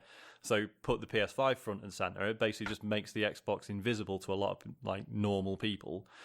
So I think it's purely that. Is games retail doing better over in America than it is over here then? No. Because maybe that's what's confusing me. I don't think so. You always read about GameStop over here it's a being fucking mess. Nearly done. It's like they've got a lot of problems. I think it's still a significant... We've had this conversation before, haven't we, where it's like none of us really bother with physical game shops, but then we're not normal people. I think it's still a significant I get that, number but you're also hearing stories every month about how games almost going out of business. True. Yeah, same with GameStop though in the States. I mean, like almost every other month is like, okay, they're closing this down, or like they sold the Game Informer brand that they owned. They've sold other stuff. They've shut stores. Well, is it just someone at Microsoft? There's just so many of them that. Is it just someone at Microsoft has just gone like, I'm really into doing good deeds now. Like doing good deeds is my thing now. Pay it forward and everything. And then all of a sudden they're just running about the place going, yeah, Game Pass. Just have our games on Game Pass. Our brand new. Just launch them on there. What's that? GameStop's going out of business. We'll just give you a share of the digital sales, maybe. It's bizarre. Yeah, it is odd, but I think I think obviously they've clearly got a spreadsheet somewhere that tells them that this is a significant enough portion of the audience. Yeah, God, they must do. The new console needs to be visible to. So, for sure. Do you want to hear the quote? It says, "GameStop and Microsoft will both benefit from the customer acquisition and lifetime revenue value of each gamer brought into the Xbox ecosystem." There you go. So I guess when you buy a console, you have to give a new email address for your Xbox account. God, yeah, how does that even work? I mean, lifetime. I change my email address. Like they're not going to chase me, are they? Like I don't know, but this is also being extended to pre-owned like Xbox Series X and S consoles as well. Oh, where it says GameStop will report to Microsoft every unit that it sells. So yeah, weird. We sold one. Larry Herb. Phone him up quick. We sold another. Get him on the blower. Yeah. Major Nelson, we sold it a ring box. It's strange, but I suppose I get it. Yeah, it's just advertising, isn't it? That's why. Yeah. People. But then it'd be interesting to see. I wonder if there'll be one generation later, are they still going to care, or are games shops really going to be done by that point? Okay, do you want? Oh, it's a real sort of low note to end that story on. Let's move on to the next one. Okay, this is the last one. This is which is a good thing, because how long have I been doing this now? This is ridiculous. Too long. Hour and 3/4 in we are. Man, but do you know what, James? What? James, you were fucking right. It is a bumper news week this week. You were absolutely right. Yeah. Well done. It just took an hour and a half into it for us to realise. We're finishing on a banger. This is an absolute banger. So, Oculus Quest 2 Facebook account merge turns some headsets into paperweights. Affected users say. So what this is that since the release of the Quest 2 on the 13th of October, things have not been great because people have been having trouble linking their Facebook accounts to Oculus accounts, and they've been suspended and all sorts of stuff, so they can't get back into it again. And it seems, I mean, the reason for people's accounts being suspended isn't clear, but it seems that what it was is that people were setting up accounts just so that they could use Oculus, and they weren't intending to use those accounts like on Facebook. And those are the ones. Oliver Quest. Yep. Exactly. We should point out we had a few emails and stuff about this because obviously, about a month back when this was first announced, this was going to be a thing. The account linkage with Facebook. We all sort of said, "Well, just make a fake Facebook account. Who cares?" Apparently, Facebook do and Oculus do. So apologies for anyone who was like, "Yeah, that's good advice. I'm going to do that." This is a short-sighted thing to do, isn't it? It's horrendous. Because when you look at the amount of people that sign up, like link their Quest to a Facebook account, I would have thought that the majority of people would just go, oh, "Fuck it, I'll just sign into my Facebook." You know what I mean? Why then ban people that create Facebook accounts just to link it to? Well, this is it. The fact because of all the you're going account to do is linkage come stuff, across as vicious. Yeah, like the fact of the account linkage stuff had upset enough people already. But if upon getting the Quest and setting it up, the process had at least been smooth, you might, even if you'd had a problem with it initially, you might have just gotten over it. But for them to pull this shit just makes the whole thing just seem incredibly hostile. It's awful. Really awful. They seem to think that it's that the accounts are suspended because Facebook doesn't like accounts which don't have any activity. Like if there's no activity at all, they're not very keen on it at all. So they just get suspended over a period of time. And presumably this penalises people who genuinely just didn't have a Facebook account before. Yeah, well, certainly, yeah. So but then also there's been other problems, which is that... That is weird. Imagine getting your Series X and saying, "Okay, link it to your TikTok." Oh, no, I'll skip that. You can't stick it. Link it to your fucking TikTok. I haven't got to create one. And right, it well, better I'll be create real. one then. Right, well, that's not allowed. Yeah. You haven't got 200 photos that we can look at. And is it right so that it basically locks the device out and can take a while to resolve? You can't use it basically until for that. And then that also is fucked. And also because then they said the other problem here is it says that you're unable to use another Oculus device with this Facebook account that you've set up. And you can't create a new Facebook account because you've already entered your personal details or whatever for that one. And then the other problem is that if you merge your Oculus account with, for example, a family member's Facebook account, which some people have done, then you can't reverse that. They're just linked. And then so if you start buying stuff, and then they're just forever linked to that account. You can't change it. It'd be bad enough if they were on the lookout for fake accounts and they were going, "Well, no, that's not good enough. You've got to sign into a proper one." And if you could then go, "All right, you got me," fine, I'll switch the linked Facebook account. But the fact that it's just "No, you fucked it, mate." It's awful. Yeah, it's weird. I mean, I'm probably still going to get one, but I really hope that they... Well, it's like it for the first Quest, right? Didn't they update that? So they've updated that. So basically, when you turn it on, now it's like, "Hey, do you want to link your Facebook account? Hello, do you want to do it now? Do it now? Now? And if you go, "No, I'm all right," it's like, "Well, you're going to miss out on all these great features," and I'm really fine. And then you play a game for a bit, and then you quit. Features like playing games. Yeah. And then you play a game, and then you quit out. It's like, "How about now? Now do you want to link your Facebook account now?" And it's just, so I think it just repeatedly badges you.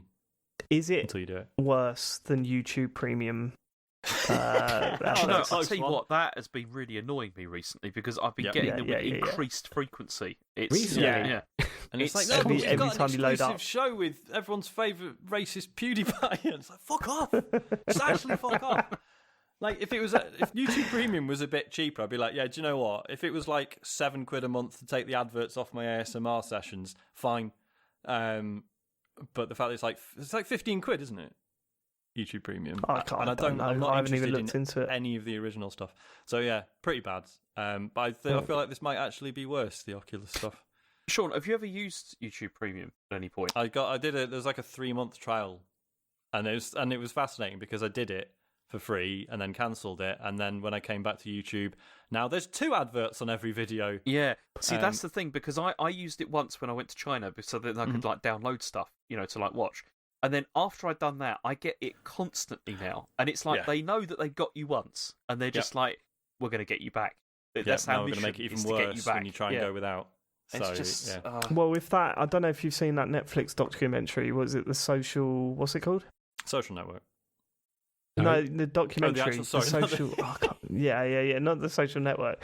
If they're right, then the guy from Mad Men is in your phone, and he knows exactly what you're up to, James. Okay. He's going to be... People that have seen that documentary would appreciate that. Right, okay.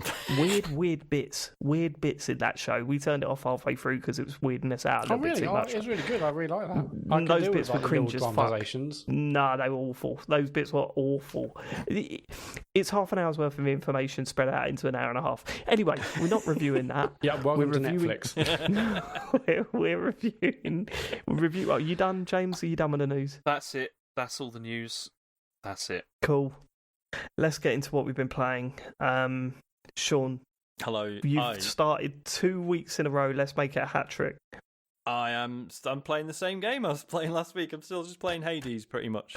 Not a lot to add without spoiling the fuck out of it. I am now over 40 hours in, and I am still like repeatedly amazed by how new things are constantly unfolding, both in terms of narrative and mechanics, and the little, like we said before, little incidental bits of dialogue that just notice the tiniest details about things you've done or failed to do.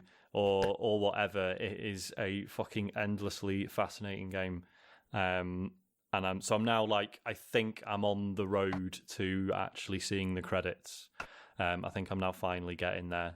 So I've done Oh shit! Yeah, I didn't realise there's no credits after you complete it the first time, right? Yeah. Sorry, I'm trying to figure out what to say without spoiling it. But basically, yes, you clear it once and, as you might expect, you are given a reason to continue, and I believe there is like there is an actual ending eventually. Oh shit! So Oh, don't tell me that. I'm gonna have to go back to it. Do tell me that because I like playing it. Because there's still loads of stuff you haven't seen. And the discussion we had about the story today. That's weird. So you've put, I think I've put about 25 hours into it. You put 40, but in one of the plot branches, we're about the same place. It's weird, isn't it? I wonder what. I guess maybe I know why. I bet I bought an item way before you did. Oh, possibly, yeah. Yeah. I think that's it. Yeah, I think that's it. But anyway, I mean, God, I need to go back to that game. I'm man. A little bit upset that it's not on Matt's list here. Yeah. Is that it? You done? No, you played it one week and then that's it? Everything else I want to say I will involves go back spoilers. to it, so, yeah, sorry. Not currently. You need to escape. Once you escape, Matt, I think you can pass, but you need to escape. You need to get to it. You need to go through that. I have to for Game of the Year reasons. Yep. Yeah, God. Even if you just listen to the Elysium music, just get that done. That's an experience. I'll definitely go back to it, definitely. Good. Okay, that's all you got, Sean? Yep. Without spoiling anything anyway, yeah. Okay, my go. Me. I've been playing a game, I don't know if you've heard of it, Spider-Mans. I've been playing the Spider-Mans on the PlayStation 4 console. Thank you for the loan, James. Even though you didn't know you loaning it to me, Sean just sent it to me. No, James cleared it first. He did clear it. Okay, all right, okay, cool. I'm really enjoying it. I mean,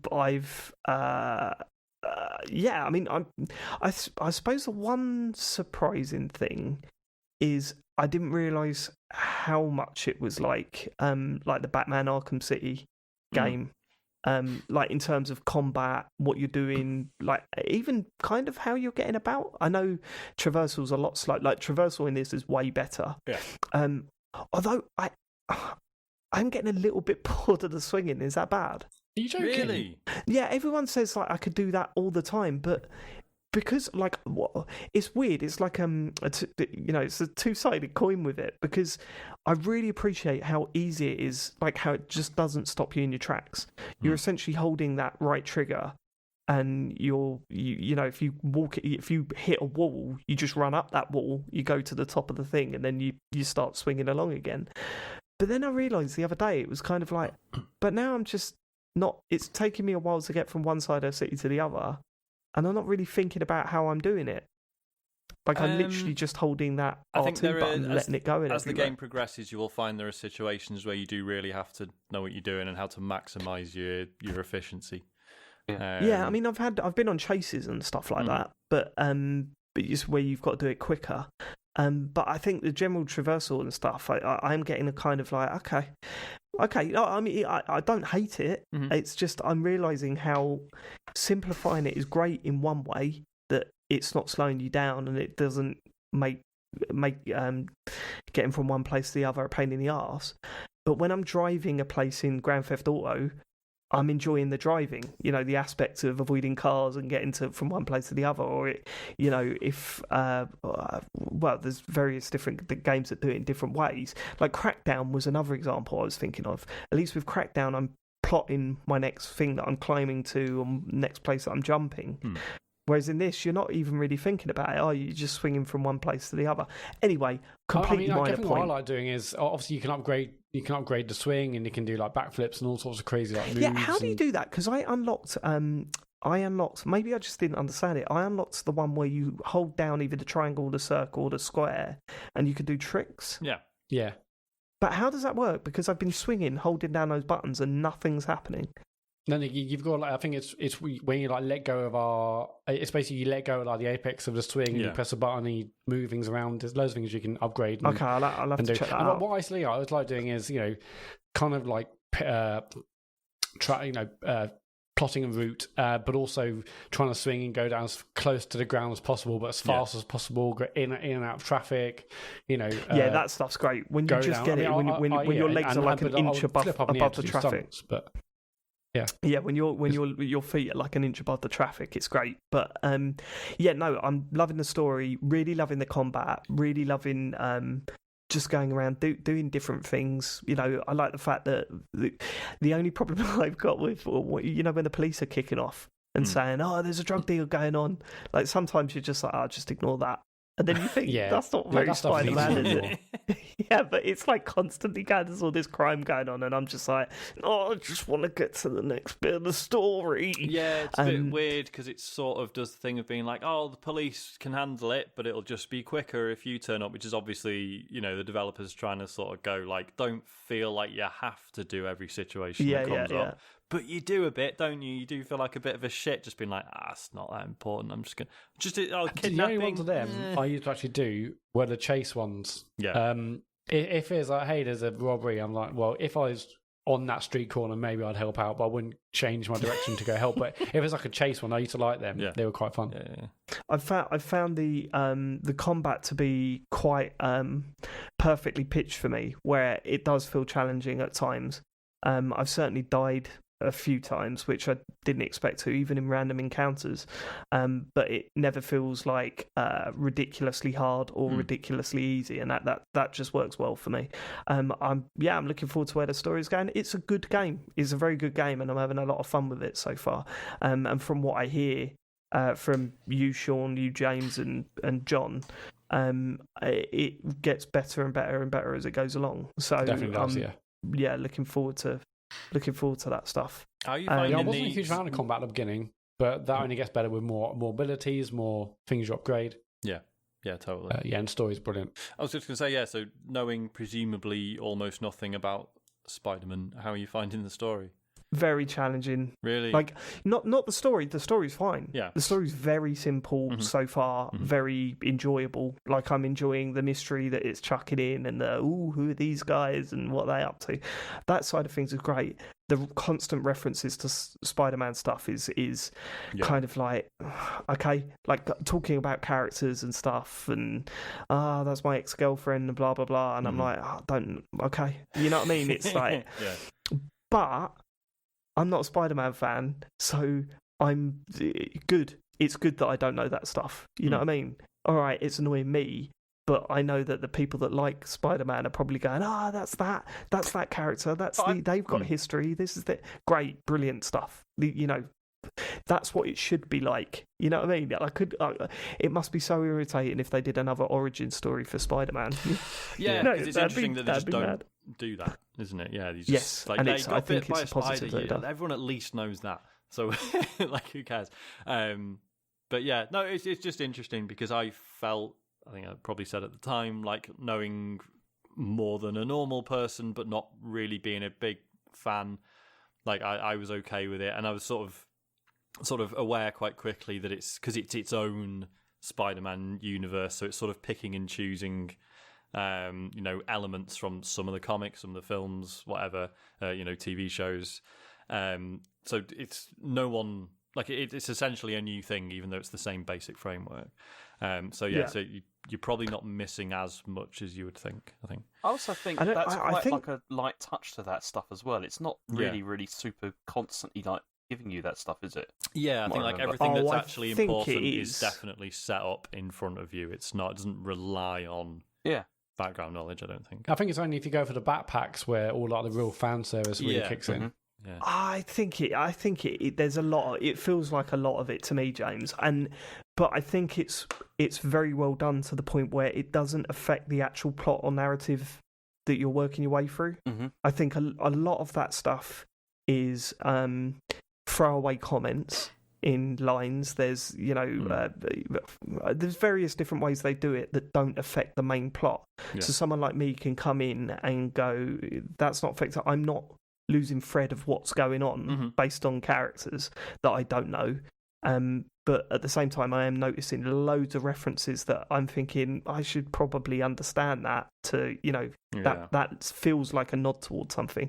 I really like the podcast from the police guy. Like that cracks me up every time. I'm assuming it's the police chief that hates Spider-Man.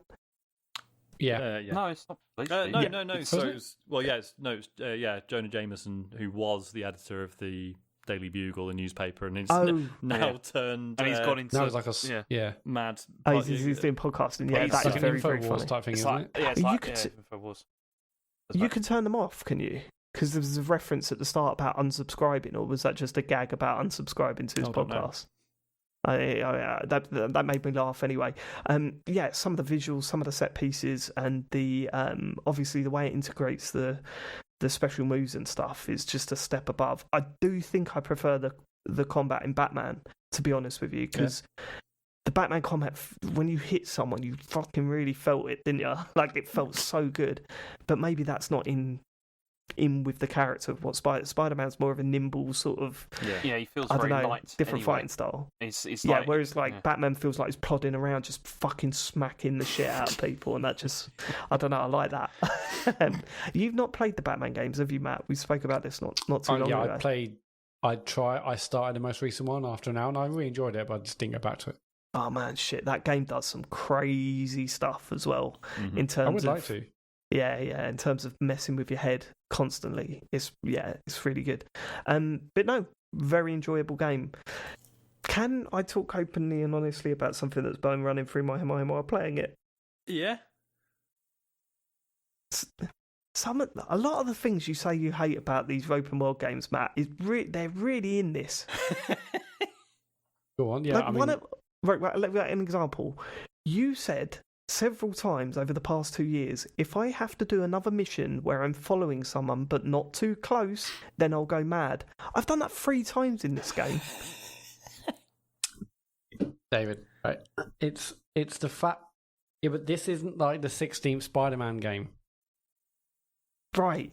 So your rule is they can do those missions that you're sick of if it's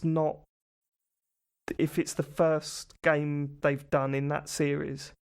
I'm saying if I'm playing GTA 1, 2, 3, 4, 5, 6, Red Dead 1, Red Dead 2, and I'm still like, it's the same thing, like maybe mixed up a bit, that's what I'm saying. Right. But also this game has loads of things out. I mean, like the backpacks, like I only really did all them because the swinging was so much fun. And it's funny you should say that. The backpacks and stuff, like the way it handles them really reminded me of Lego Incredibles. Because in Lego Incredibles, they feel like things that you're supposed to find, like in say Crackdown, the Crackdown orbs. But then you get to a point where it just goes, do you want to know where they all are? We'll just put them on the map and put like a big beam of light up into the air, and you can see where they all are. And this does the same thing, right? You can just press your Spidey sense and it tells you exactly where they are. I think that's pretty good. I quite like that. But yeah, I when I say that about that mission, Matt, that specific mission type, that to me, when I was doing it, didn't bother me at all. Like, in fact, actually, it's quite well done in this, especially when they go underground and all that sort of stuff, and you can see the train below it and all that. Yeah, I think that's totally fine. But I'm just saying, when I saw that, I was kind of like, but I know you hate those, Matt. Do you know what I mean? Yeah. That's what was confusing me. But I just had to get that off my chest. Anyway, Spider-Man. Obviously, you all know that it's very good. I'm enjoying it a lot as well. I can't wait to carry on with it. Really, it's stopping me from selling my PS4 at the moment, so that's got to be a good sign. I've realised, I'm not going to play the remastered version on PS5 unless I buy that Super Edition, am I? So the standard Miles Morales game for PS5, that's just got the new content. It hasn't got. Do you need to play the remaster version? Because in my opinion, I was about to say I can't wait to see that on PS5, but actually I'm not going to, because I'm not going to be buying the. But you kind of are though anyway, aren't you? Because I'm assuming the Miles Morales one still lets you explore New York City. So and that to me is that sort of main crux of playing this Spider-Man game, is swinging about New York City. Because the recreation of your New York City in it is fantastic. Like, it really, really works. The only slight disappointment was actual Times Square doesn't look as spectacular as I was hoping. Like, when you get to Times Square in Grand Theft Auto 4, and you're like, whoa, look at this is crazy. You don't get that feeling with this for some reason. I don't know what it is about it. I feel like in Grand Theft Auto 4 it's like such a build-up, right? Because you start out in essentially like the Bronx and sort of work your way up, so that when you get to the full, glitz and glamour of Times Square, it's like a real contrast from where you started out. Whereas with Spider-Man, you're always in the sky, you're always like seeing everything pretty much right off the bat. Do you know what I mean? That's more important. The fact that the first time you see it is you flying into it. Do you know what I mean? Rather than turning a corner and seeing all these lights, like you do when you actually go to New York, and you literally, because it's all blocks, you turn a corner and all of a sudden everything's bright and packed and everything's going on. You just think, whoa, shit. And that's what happens in GTA. But yeah, in here, you sort of just fly past it and go, oh yeah. For me, Central Park was more of a wow moment, like coming across that, because that's further away and it takes a longer time to get there. Yeah. And when you finally do get there, it did remind me of seeing Central Park in real life, where you've got all these really high, you feel really enclosed walking down the street, and then all of a sudden, it's all open. There's this massive park in the middle of it. It's that was pretty cool. But yeah, no, look, you're right. It is an excellent game. I'm glad I've played it. And I will continue to play it, and I'm looking forward to it. How many hours in are you so far? Oh, I don't know. I haven't been counting. Probably 3. Oh, wow. Okay, yeah. So I've done. How long is it? I mean, it's quite longer than I remember. It's longer than I thought it would be. Yeah. I think it's like 25 hours. I think Sorry, I was going to say, I think you can mainline it and do it relatively quick, like sort of 15, 20 hours. But that was my intention, and I ended up doing loads of side stuff anyway, just because I ended up enjoying it that much. Yeah, I've been doing a hell of a lot of side stuff. So I've unlocked all the towers. I must have done about 15 of those police calls. And where am I in the story? I have done the bit in the museum, where you take photos and do the statue. I've done that bit. And I think the last thing I did was watch the your lab get shut down. Oh yeah. So I'm guessing that is like right near the start, right? Yeah, pretty much. So I'll be interested to see. I spent about 3 hours. You said you're enjoying the story. I think it'd just be cool to see if you end up as like invested in it as I was, because I was in the same boat as you. I was like, oh no, this story is actually okay, and then like by the end. Yeah, just very surprised. Like, really took me by surprise. Like how quite how good it got. I thought. Yeah, cool. Well, I'm looking forward to it. I'm certainly there's nothing else on the horizon like anytime soon. So, I mean, you got Watch Dogs, but I was going to I'm say not get going to it get done that day for one. Cyberpunk, surely. Yeah, Cyberpunk is what? That's I'm I've off already today. bought it. It's soon, Yeah, isn't it? yeah. I'm just waiting for the code to come through now, and then we'll laugh. It's a month today, isn't it? Yeah. James, what you got? Well, the only thing I've really played this week was Mario 64. Because I've finished this with all 120 stars. Which Nice. I kind of regret in a way doing because I was enjoying it up until I started doing that, and then it made me dislike it more because it like doing that, getting the full 120 stars like really highlights the flaws that the game has, and I know it's obviously not fair to to compare it with anything that's that's around now, but in some ways it hasn't aged incredibly well. Mostly because obviously the camera and the controls are not brilliant. I mean, this is what I find really interesting because I remember when the game came out, it was like that was one of the things that everyone held up as being this was why Mario 64 was so good was because of the camera, because it was like it had like supposedly like nailed like 3D camera movement and everything. And I guess maybe at that time compared with the other stuff that was coming out, that's probably true. But now it's dreadful. I mean, some of the levels trying to get some of those stars. I was in a terrible mood on Saturday when I was playing it. Like I just got so angry like at certain points. I saw your tweets. Yeah, I was just getting so tweeting out fed up with videos it. from it. Yeah, I was getting so fed up with it. So Asher was sitting there watching me, and he was like, "Why are you playing this?" And I'm like, "I don't know. I just want to finish it. Like I just want to do what I did when I was like 19 or 20 when it first came out, and I want to be able to do that again." And yeah, it's just. I mean, also, I do think that it has like the Bowser battles in this are the worst in any mainline Mario game like ever. Yeah, that last one's a joke, isn't it? Sometimes the floor just disappears. Great, nice one, thanks. But it's also like swinging like Bowser around. It always to me just feels completely random as to whether I'm gonna like release it at the right moment or not, as to whether it's gonna have where it's gonna hit. Like 100%. Yeah. You've got there's no surefire way. How they speed run that game is. Yeah. It felt like there's a technique that I just didn't know when I was fighting Bowser in that last one. Yeah. It was like, am I supposed to swing and then point in the direction that I throw him? Maybe that makes sense. I don't know. Or what am I doing? Yeah, it's a nightmare. Yeah. But it's what's frustrating about it because it is still like I had a lot of fun with a lot of the game up until maybe about 80 or 90 stars or whatever. But then when you start trying to pick up the more sort of obscure ones, that's when it starts to become very irritating. Particularly like TikTok clock if trying to get like 100 gold coins on that is maddening, like absolutely maddening, because you just fall off things all the time. You get like it does that sort of thing where you get hit back and then you like fall back and then something else hits you and then you're dead, and it's just like I was on 98 coins, I just needed 2 more and it didn't happen, and it's very, very frustrating. But now like because then Asher was just like, "You gonna play Mario Sunshine yet?" And I was like, "No, I need to have a break." Yeah, before I get into that, because it's. You're doing Galaxy? I will do, yeah, but I'm going to do them in order. It's Sunshine's the next one. I haven't played Sunshine since. I mean, I finished Sunshine when it first came out with like all the shines and everything, and I want to do that again. But I know that that's also probably going to make me angry, like at different points, and yeah. So I just need a rest. I bought Return of the Obra Dinn the other day because it was in the sale on Switch, so I'm going to play that next, I think. Yeah, you'll love that. Cool. So yeah, that's all I played this week. It was just that and just anger mostly. Yeah. Matt Murray. Well, I've also been playing a Mario game. Super Mario Bros.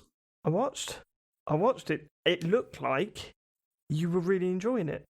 Yeah, I was loving it. I was same as James today. It's like it's good that Mario Bros, isn't it? Yeah. Sorry? It's good. It's good that Mario Bros, isn't it? 35 years old, and the music's still amazing. It looks amazing. The gameplay's still amazing. It's just, you wouldn't know it's like 35-year-old game, really. It's. I mean, you are playing the slightly modernised version, but yeah. Oh, yeah, but hold on. If anything, I think the NES version's better. Really? Yeah. Of that one, for sure. Yeah. Like, I think that the All-Stars version of Mario 3 is better. I could be wrong there, James. What are your thoughts on that? Yeah, I'd agree with that. But yeah, I think probably the NES version of the first one is probably better.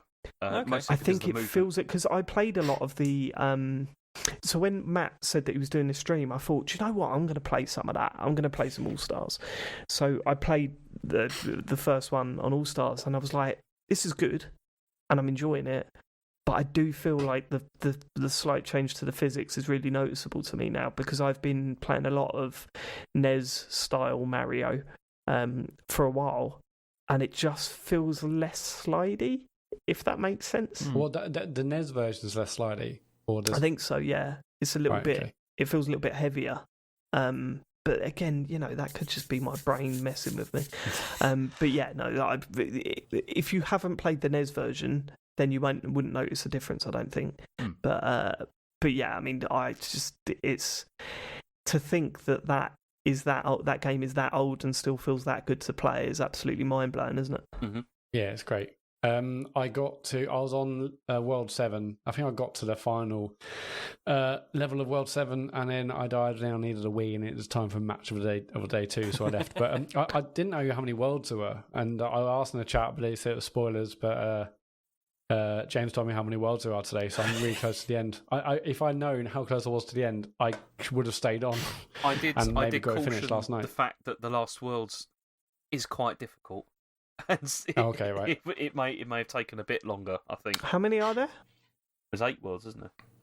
Right, there's 8. Okay. Yeah. I mean, So, I don't remember. but no, absolutely loving it. It's great to play, and it's great to kind of finally see these things. I mean, there's a lot of things I'm seeing. I'm like, oh, I didn't realize that. Like the whole princesses in another castle. I thought that was like one screen. I didn't realize they did that at the end of every level. Yeah. That's where the joke comes from, isn't it? Well, yeah, but I thought a joke was from. Oh, they said it in one screen, not in every single. Because it's certainly not funny more than once, is it? Yeah, I thought, well, okay, they're doing it again. Yeah, I you think, no, agree. don't do it once and then probably drop it. Probably not funny after the first time, is it? No, repetition is funny. If you just keep repeating something, it becomes funnier. It's the Stuart Lee thing. Yeah. What was the? I mean, some of the things that you were struggling with though was absolutely incredible. That getting the time in for that spring thing. Oh, the spring, yeah. I mean, I think I've got it now, but it's just like, do I hold it down? No. Do I let go at that point? No. It's just basically, yeah. No, I got it. Eventually, I think got it. I'm not having a go at you, obviously, but like that is just second nature to. But if to you've me. been playing it since you were a kid, then it would be, wouldn't it? Yeah, it's really, really odd that, because you see a spring in that game. Like when I played it on Saturday morning or whenever it was that I started playing it, I come across one of those springs, straight on it, straight to the highest jump, straight onto the platform that I needed to go to. And then when I saw you first go on one, I was like, how is he not getting this? But it is literally because I've been playing it since I was a kid, so you just get used to that feeling, that timing or whatever. But and now I know, you wait for it to hit the bottom, then you press it. But I was like, okay, I'm holding down, I'm letting go, so that was tricky, but no, it was great. I can't wait to go back to it, and I'm really excited. Well, I can't wait all to the see games. what you think of the ones that come after it. I can see how quickly it evolves. So the next one is Lost Levels, yeah? Yeah. No. Oh No, that's what he's doing. No, he's doing Lost Levels as well. Really? Why would you do that second? What is that? Next one that in the is order? Super Mario Brothers 2. The Japanese one anyway. But Oh, it's Yeah, not, but- though. I'm doing it in the order in the game, right? Yeah. Just do them in the order that they appear No, in the the order game. in the So game. next one is Lost Levels, Yeah, it goes. according to the menu. Yeah, it's Mario Brothers, Super Mario Brothers, Lost Levels, then. But Lost Levels Mario is 2. the hardest one of the lot. Yeah, that's what I said. This is why it's best for him to do it at that point, though, because after he's done World 8. Completely After he's just disagree. back Listen, of playing can you his first ever 2D Mario game. No. Yeah. No, can you just listen to me, okay? Go on. Once he's finished World 8, if he's managed to master all of that, that's the best time to then go and play the Lost Levels, because they're about the same. Well, they start at around the same sort of difficulty. If he then goes and plays Mario 2, it's a complete. I don't want to say why, but yeah, it's completely. Yeah, that's why you should go straight to that. Okay, right. Listen to me, right? Lost Levels is shit. No, it's not. That's absolute nonsense. That's total It is, nonsense. though. It is not It at all. is. Okay. Okay, it's shit. It is. I'll be honest. So my only experience of Lost Levels was having a go back in the day when I had, first got Mario All Stars. So I was like 10 years old, and just going, nah, just too hard. So maybe there is brilliance there that I've missed out on. But it's so similar to, it's just. Okay, all right, James, you put him the way you want to put him, but I think that's a ridiculous decision. I think you should go Super Mario. I mean, we didn't play Lost Levels second. What do you mean? I did. You played Lost Levels before you played Super Mario 2? On Mario All Stars, yeah. No, on Mario All Stars, but as you were playing Mario games. Yeah, as you what was your actually grew second up playing Mario. I mean, the one I played after Mario Brothers was probably Mario Bros. 3, actually, because I didn't have Mario 2 until much later. This is ridiculous. Okay. Well, I'm just going to do it in the order that the menus Exactly. are. So I'm just do it which I assume is the release date, is that not? All I'll say is, give it a go by all means. However, if it's becoming a sticking point, I would not feel even remotely bad about binning it and going to the next one. I'd agree with that. Yeah. I'd agree with that. But I still think even if you said, Matt, I can summon, right? Even if you said you weren't going to play Lost Levels, I'd go, yeah, fine. Yeah. Don't worry about it. I've got to complete the set. You haven't though. That's the point. Yeah, I think I do for my own sanity. Yeah, well then I would still okay, all right, whatever. I strongly disagree with this decision. Well, I've got to get through the first one first. I've got to get through World 7 You'll be all right. first. You'll get that done. You'll get that done next twats. Yeah. One more question. So you've gone with the rule that you save at the start of each world, right? Yeah. Or I feel a bit bad about it. Yeah. But is that how it works anyway? Yes. Yeah, that's how the game works anyway. So you don't need to feel bad. It is. Yeah. Yeah, because I noticed on your stream you were saving twice. Yeah, so when you died, he's not using you save went states. save and continue, and then you use save state. And I was like, oh right, he doesn't need to do that because it just saves what world you're on anyway. Hang on. Oh yeah. So when I get to something 2-1, 3-1, I would save it, right? But you're saying that would happen anyway, right? Well, it would happen on All Stars, yeah. I mean, in the original Mario games, you couldn't do that. In the original, it didn't do it at all, did it? Right, yeah. Okay, cool. Yeah. But you're not playing the original one anyway. Yeah. Yeah, but it would be insane if you played the NES version without saving. That would be too much, I think. But yeah, I feel a bit dirty about it, but I get it's a sensible option now. But no, that's what I'm doing. Yes, I'm just saving. Sure. So when I die on 4-3 or whatever, 7-3, I'll go back to 7-1.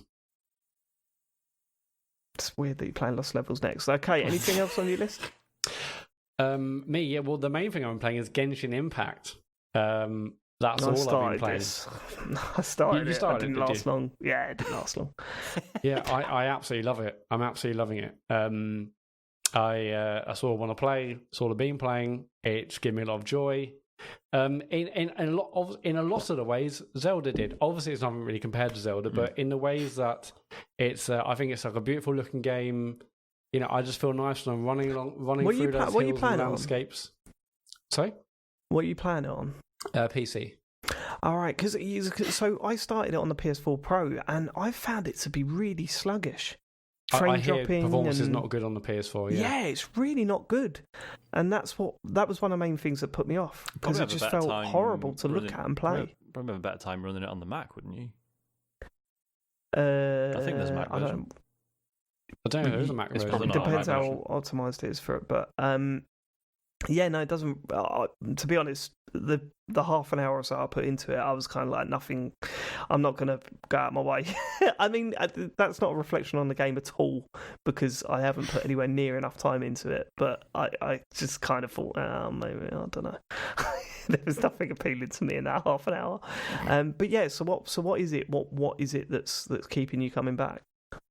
Well, so many things, yeah. But I mean, but fundamentally, it just makes you feel nice playing it. Like it has like a day night cycle, but in the day, it's got the same kind of Breath of the Wild feeling of like it makes me feel nice running, exploring the landscape with a gorgeous blue sky and a luscious green field. So it's got a nice feeling. Maybe it's that feeling. It's kind of reminded me of how I felt playing Breath of the Wild. Maybe it's that because obviously so much of it is similar, but also there's quite a lot different. It's obviously very easy to say it's like Breath of the Wild because so many aspects of it are very, very similar. But obviously, there's a whole other side to the game which isn't Breath of the Wild. But I absolutely love just the core gameplay loop. I know last week, Sean, you said the landscapes are quite bland.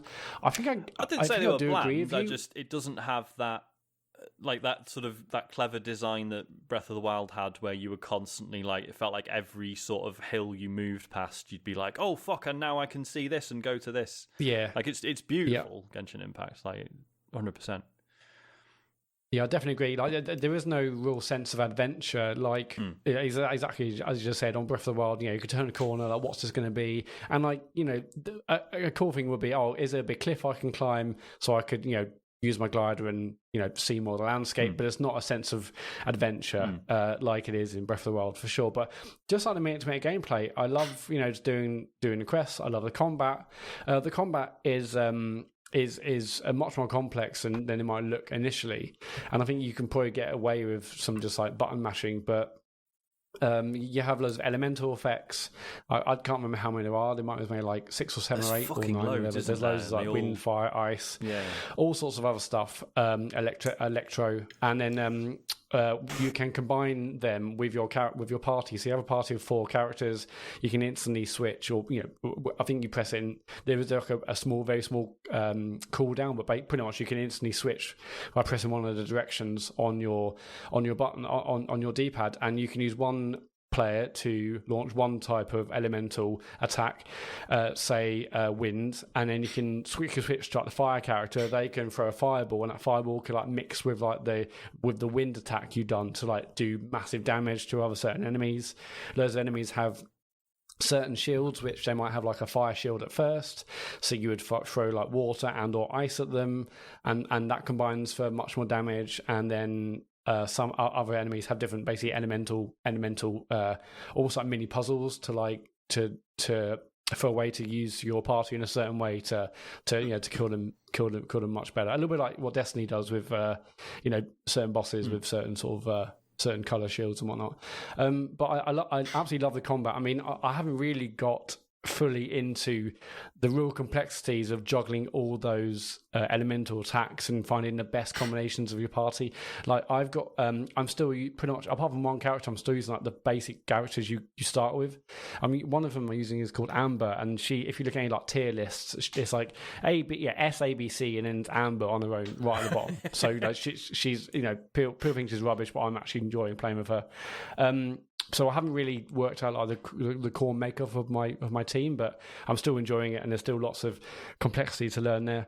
And I like the missions, just like going around exploring the place, and it might be like go here, kill that. But I'm still enjoying it. There were loads of environmental puzzles around the place where you might see these pillars, each with like an elemental sign on it. So okay, I'll switch to that character, I'll fire that pillar to light that one up, and you light them all up, and you get like a chest, a bit of loot from the environment.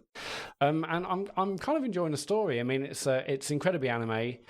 But I'm kind of interested in where it's going. But the fact is, this is all free game. It's just absolutely crazy how much stuff there is to do. And now I've so you have a thing called you have like a level of each character, and I think that maxes out at 20. And then you also have an adventure rank, which is that's like essentially it's like Destiny again, where you have the level of character, but the adventure rank is like your light level. That's like the level at which other activities open. So I've just got to adventure rank 12, or no, actually I think 14.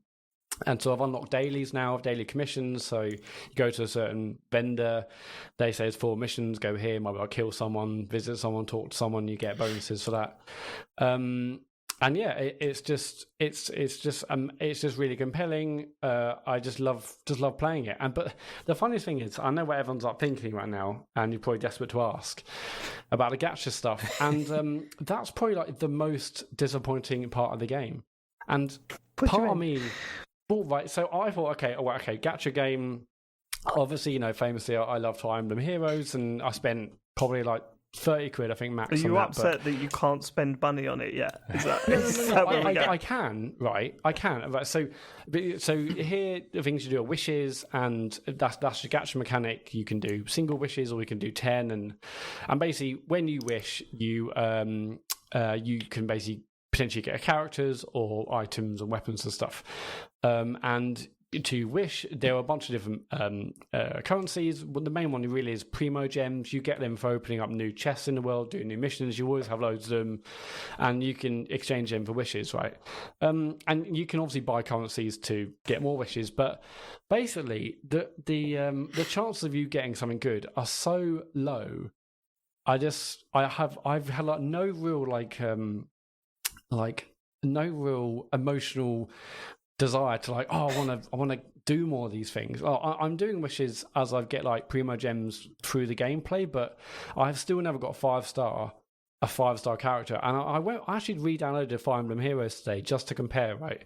So Fire Emblem Heroes I liked because I felt like I had a chance of actually getting a good character. And I'm just looking here, like in Fire Emblem Heroes you get 5-star characters, and looking here at some current like appearance rates, so like 3% chance of getting a 5-star, and they go up, right?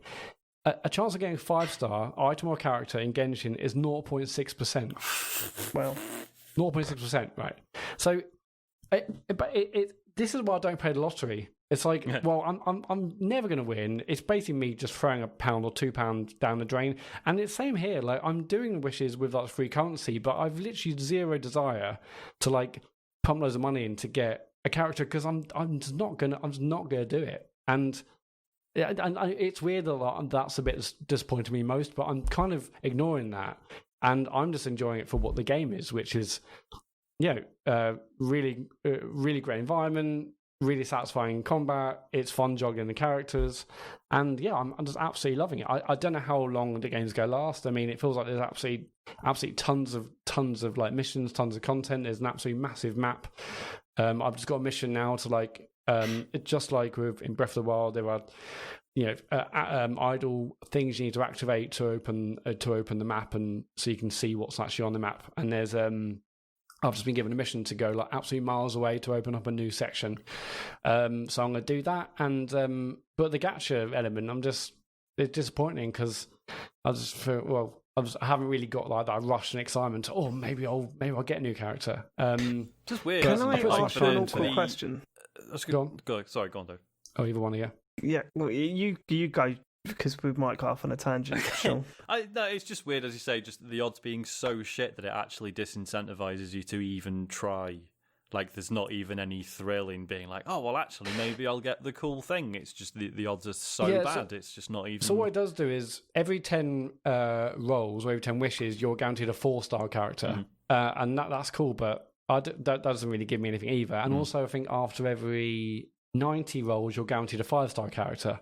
So maybe in a few rolls, I'll get a 5-star. But no, it's not like Fire Emblem where I was like, okay, well, it's 3% chance. There's a chance. I'll do another one. I don't know. But that's probably a good thing, really, because it means people are hopefully less susceptible. So maybe I want to pile some money in. But I will say, I mean, I would be surprised if I put some money in just kind of to if I put another 20 or 30 hours into this game, almost to reward like the devs or the game. Like, Dave, when you play hundreds of hours of disk driving on iOS, and then they implemented one day like the ability to buy those like disc skins. I bought loads of them, not because I wanted to, just not because I felt like I needed to. I just wanted to reward the devs for like the amazing game and hours I put into it. So I might there were like these like £5 packs to get like gems, but again, it's not about the gacha because I just know I could put hundreds of pounds in and probably get nothing. Sorry, Dave, what were you saying? One of the things, and it's a bit of an awkward question, but one of the things that really did sort of make me go ugh about this game was, so you spoke briefly last week about the sexualization of female characters in it. And I think, honestly, from the artwork that I've seen coming out of it, I've seen way worse in video games. Yeah, I don't think tame. Yeah. What I didn't like was how young they made those characters that they were sexualizing look. And it really made my skin go, ugh. I don't like that at all. Is that prevalent throughout the game? And I'm not I like. mean, I'm yeah, not It's not it's the style, loose. isn't No, it? no. It's the style of characters. I don't agree. It's just the style. Okay. I don't agree. It's just the style because you can see anime characters that look a lot older than the ones that they show in this game. Yeah, but it's the style of characters in this game. I'll say. I mean, Yeah, but that's fucked. That's not an excuse to have really young characters wearing what they're wearing. I it's find also- that to be. It's also the devs of like. I mean, they said you read the stuff. It's intentional. All of that. Not that they're like really young, but that's part of the purpose of the way they design everything is like that on purpose. So that they. What do you mean? Yeah, it's all about cultivating the whales to buy their waifus and stuff. But I mean, if you- there are like characters in there which are clearly older. I mean, obviously it's hard to determine age. I mean, but Well, this is it's it all, because it's the all art of a style is always so like. Yeah, like everyone always has, like in anime, everyone always has like fucking perfect skin and stuff. So I don't really think you can comment on. Like, I'm pretty sure all the characters are supposed to be adults, aren't they? yeah. Very sure they are. I'm Apart sure from somewhere in the Paimon. menus it says they're 18, but it reminded me of what is it, the character from Dead or Alive, Mary Rose, is it? Where Well, no, you're mate, I looking don't play at the games for perverts. Go on. You don't, yeah. I thought you said you were playing this. I remember when that character was introduced, and it just made me angry. If anything, like it just this is horrible. And I don't know, man. When I saw some of the artwork to this, I was like, that's a problem in my book. That is a problem in my book. I mean, I don't know. I think to me they're just not even remotely realistic enough to register as. Yeah, I didn't even. I I disagree. didn't even think like, oh, they're young or they're old, because it's just like I can't really determine age, and it doesn't really offend me. It's just a style, and I'm just okay. Yeah, and to be clear, I can't watch like most anime because it sets off that same thing that Dave's getting. Whereas I don't know, this didn't really register for me. I don't know. Yeah, that's something register for me, but it's okay. All right, maybe I'm off much base, anime. but it's certainly when I was looking at some of the artwork coming out of this, I was like, hold on, this doesn't. Just to this check, makes me feel. Which artwork? You weren't going on the subreddit, were you? Because that is might not have been official artwork. that's something else. That is not in-game. The screenshot of the artwork that I sent you in the group chat the other day. That was what was that definitely official artwork though? Yeah, that was on the App Store on. Okay, cool. Yeah, on the Apple page. Yeah. I don't know, man. I mean, it's just that. I mean, I don't know. I don't really watch any anime, but that to me, from an outsider side, that's just what anime kind of is. I don't know, but anyway, but that's fuck. Yeah, That's totally that acceptable doesn't really because do it's anything for anime. me. It didn't really offend me. It's just Okay, but I just wanted to get it's your not thoughts like on it, that's all. anything like the things that Nintendo have repeatedly had to like modify for Western audiences in the Fire Emblem games, for example. Like what they had to do. God, yeah. Was it Fire Emblem and was it one of the Xenoblade games? Characters have had to be like concealed because they're very clearly like fucking 12 years old. There's been loads of these sorts of things, isn't there? Yeah. Like where they've had to modify. So again, things. as I say, this Genshin Impact, relatively speaking, didn't really. Hang on. So actual proper real Nintendo games. Yes. In the in like China or Japan, they are like borderline very wrong. There are Is that what you're scantily saying? clad miners, yeah. Yeah. Borderline. Yes. Well, okay. Well, I mean, Fucking I don't know. Okay. Well, they're wrong. Whatever. But like, it's. I mean, that's what it's Nintendo's a bit weird, isn't it? I mean, well, maybe not. I guess that's just not. That's just it's different over there. No, I hate that. It's Anyway, different over there. It's not an excuse. It's a fucking great game, and but I mean, I think so many people would just put up with it because they hear gacha or they hear like, oh, it's just they're just gonna get money out of you because it's free to play, so on and so forth. But there must be like, I mean, I don't know how many hours I put in. Maybe like there was no clock, thankfully, but probably like 15, maybe more, maybe slightly less, but I'll say around 15. But I mean, I've barely like scratched the surface of the systems and the environment. So there must be like a 40 or 50 hour game in there. I mean, maybe by the time I'm 50 hours in, maybe that would be the point where, okay, your characters are shit and you have to like keep doing wishes if you really want to, do stuff. There's a lot of people also kind of complaining about this other sort of resource called resin. I haven't really had to come into contact with it yet. And I believe what the people are arguing about is that when I think you might have to you only have a certain amount of it, and maybe after a certain amount you can't replenish it for a day unless you buy some, and that might mean you could limit what you can do. I think. I don't know. I haven't come into that yet because I haven't really looked into that, and I can still do story missions without worrying about running out or spending all my resin. So who knows? But yeah, just for the game itself, I'm just absolutely having an absolute blast with it. But one thing also surprised me. So the gacha surprised me because I thought I'd be into that, and I'm not yet. Also, it's on mobile and PC. I'm like, okay, this is the stuff I love. The fact I can play it on the move and it syncs. But I feel like there's such a lot going on with like both menus and gameplay. I just haven't really felt the desire to even like really bother on my phone.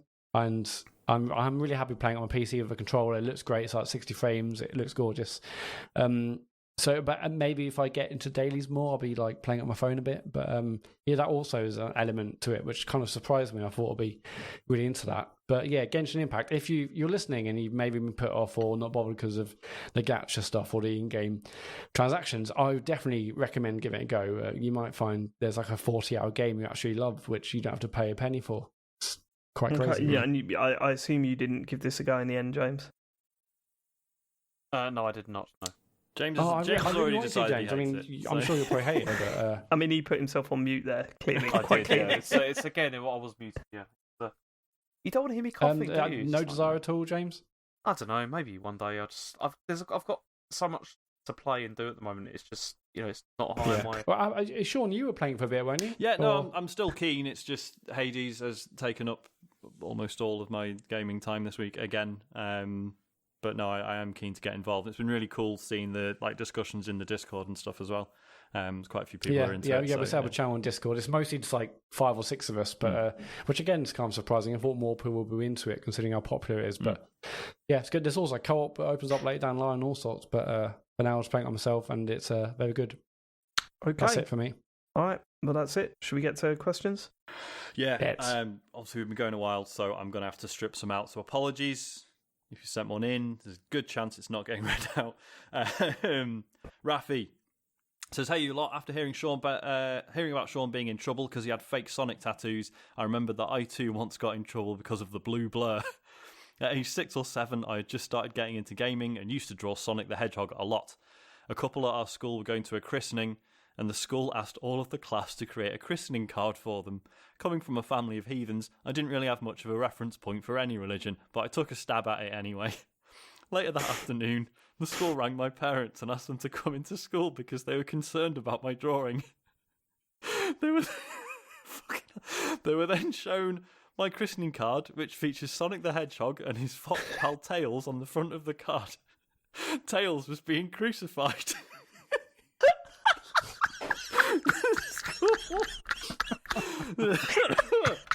The school was confused why I was mistaking the Son of God with an orange fox-like creature. They were also concerned that Sonic looked like he'd ran in through the door and decked a random person who was now lying on the ground unconscious. I don't... Oh man, I've got images of the. Yep, you sent that one. There's a Twitter link. You've got to click that to see the actual images of the actual card. Yeah. We've got images of the actual card. Yeah, you've got to click the link. Yeah, there's a link in the. Okay, let me do that. Oh my god, in my head, Tails looks quite happy about the situation. Which is in my head, it's a nun sitting across the table from 2 parents and sliding that image across the table. That is what I've got in my head right now. Oh, let me see this image. We might have to tweet this. Christening, and then after. So the christening takes place and appears to go fine, but then also afterwards, Tails gets crucified. And Sonic runs in. I love the picture of Tails. And then on the back, he's written to Adam and Adrian, "I hope that you don't get bored at the christening." I mean, they definitely did. But compared to this depiction, what is Tails? Tails has rather long arms. See, to be fair, that's the thing. Like, you look at Tails there, he looks remarkably chill considering he's being crucified. That's what I'm saying. He looks quite happy about being crucified there. That's a good picture of Sonic as well. Yeah. Right. Okay. So let me get this straight. Who's above Tails in this? It's the vicar, isn't it? I assume the vicar and a baby. I think that's the So I think that's the christening. That's the best part. It's the vicar and a baby at the altar. The christening just fine. But then It he's looks like- he's then it gone looks on like- to be like, P.S. also Tails the Fox was crucified. I mean, the baby at the altar does. I thought that was an octopus at first. Octopus on a mushroom. But I do No, get I it. thought it was the vicar looking at like a baby being pulled out of a top hat, like a magic trick or Yeah, that as something. well, yeah. So who's on the floor? You said that it looks like Sonic has been deck summoned as he's running through the door. You can't quite see it on the photograph, can you? Which is deeply Oh, that is upsetting. funny.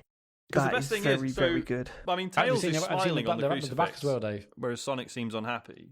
So has Sonic arrived to rescue Tails, or is he just like, oh, I want to see the crucifixion of our Lord and Saviour Tails, Miles Prower, the Fox? Yeah, I think mean, he's angry at the person that crucified to him. me, it looks like Sonic's walking in going, well, this is another fine mess you've got us into, Tails. Yeah. Why got your order? It's yeah, Robotnik yeah, again. definitely like that. Thank you, Rafi, for I mean, the picture. It's you absolutely beautiful. tacked a question onto the end, but I think it's fine. We'll move on. But what happened after? Oh, sorry. So, Like- just says parents just assured the school it was a game I enjoyed playing and that it wasn't really a concern. Apparently, God, his parents kept hold of the card to have a laugh at every now and again. I hope, Yeah, that I is. hope I mean, Isaac does goddamn, stupid shit that like is this. the I can't funniest wait. thing I've ever I seen. mean, now I'm hoping the parents kept other Sonic artwork and we can see more. Because I feel like there's more of a tale here. And maybe we can get some. Tails. If anyone's got any photos of, like, certain photos, if everyone has got any drawings they did of computer game characters, then please send them in. That is beautiful. I remember when I was a kid, and I used to draw. I couldn't have been that. When did GoldenEye come out? What year was that? Was that 96? Famous, 97, I yeah, think. must be. It was a year Was it where loads 96 of or amazing 98? games came out. So I would have been 12 or 14. I remember in all of my school books, I would draw 4-player split screen GoldenEye, like Yeah, it sketches. was 97 it came out. 97. I was 15. It's a bit old for that, Thank isn't you, it? thank you. Really. Ooh. Should have moved on by then. But working out all the perspectives and all that sort of stuff and recreating it in the bottom right hand screen. Well, if that character's fighting that character, then they would be there, and on this screen it would look like this, and doing all that sort of stuff. It was really weird, but nothing to this level. This is quite unbelievable. I like it. Yeah, I don't think I did anything like that. I remember sort of drawing, sort of recreating like football scenes from not Roy the Rovers, but it's like some sort of football You didn't kids draw. comic You thing. didn't draw pictures of like computer game characters when you were a kid. I mean, not that I remember. I was a keen cartoonist, but I don't remember specifically doing. Oh man, doing I that, used to doing draw them gaming all stuff. day long, and Harry does it as well now. Like, still my favourite is the one where he's got a poster for Star Wars and Mario, and just seeing Darth Vader standing next to Mario with a lightsaber. I mean, I don't know. I just really like it. That's what he wanted to do: mash those two franchises together. It's great. I mean, I'm glad someone's finally done it. Yep. It had to happen. Had to happen. Right. Next question. MD James, Kuboffs. are you all right? Are you still with us? Yeah. Just about. Okay, yeah. good. Enthusiastic. MD It's like when you're Kuboffs playing FIFA the other night. says it is Mhm. October. That means it's time to start thinking about Christmas. What would be good to have in a game's advent calendar for the run up to Christmas Day? I'm glad you've asked. I've been thinking about this. Oh yeah. Go on.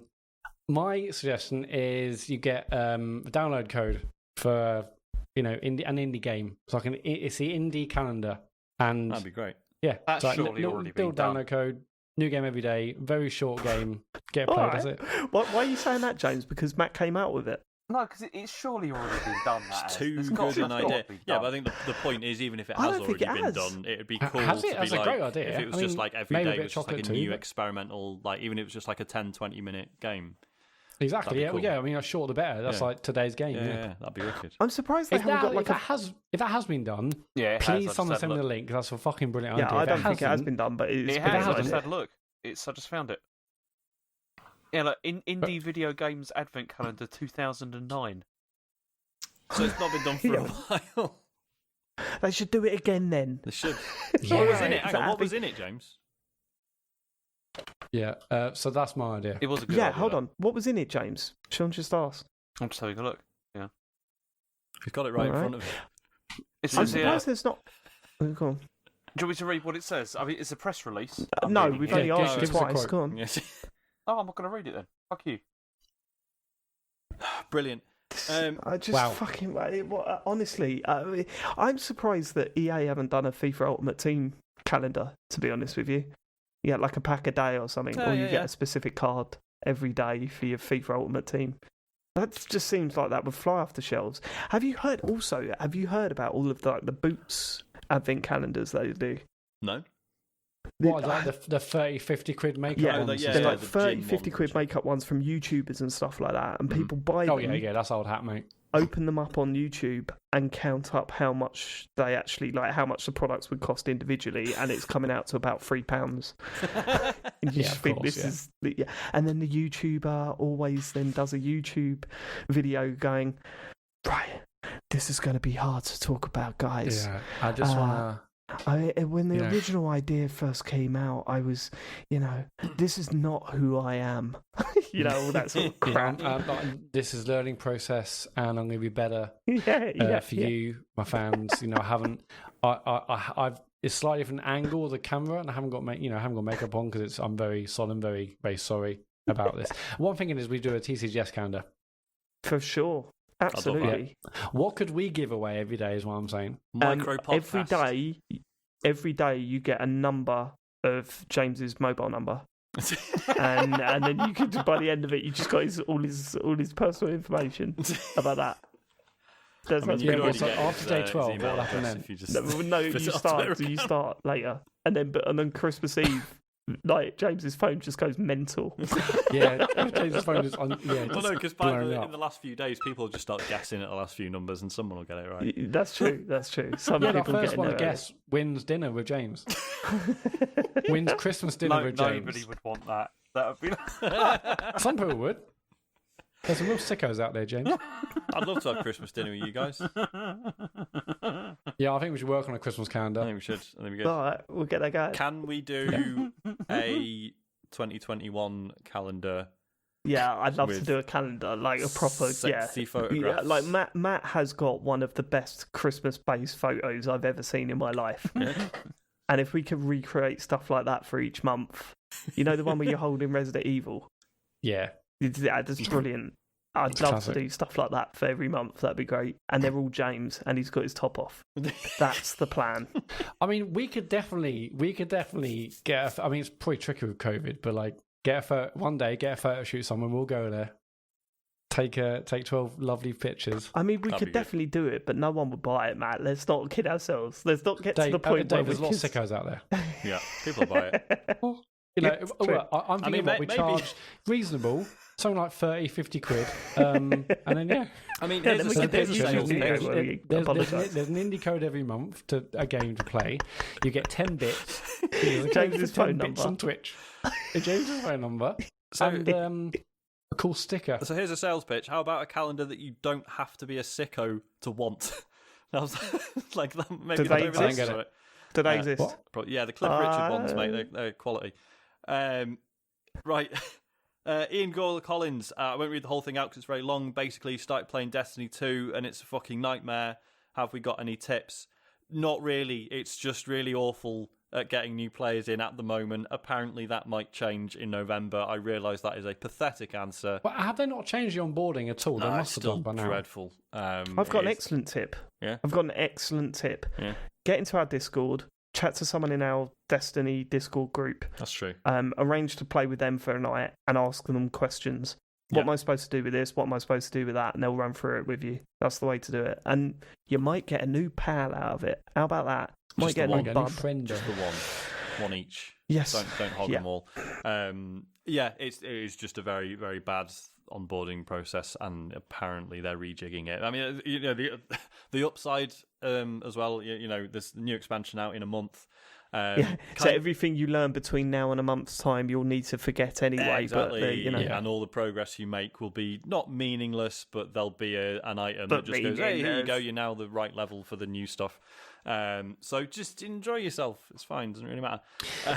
Even when I went back to it a month or two ago, whenever it was, for a bit, and I thought, okay, I played Destiny for hundreds of hours over the years. I played loads at the beginning, then stopped, and Destiny 2, and then stopped, and here and there.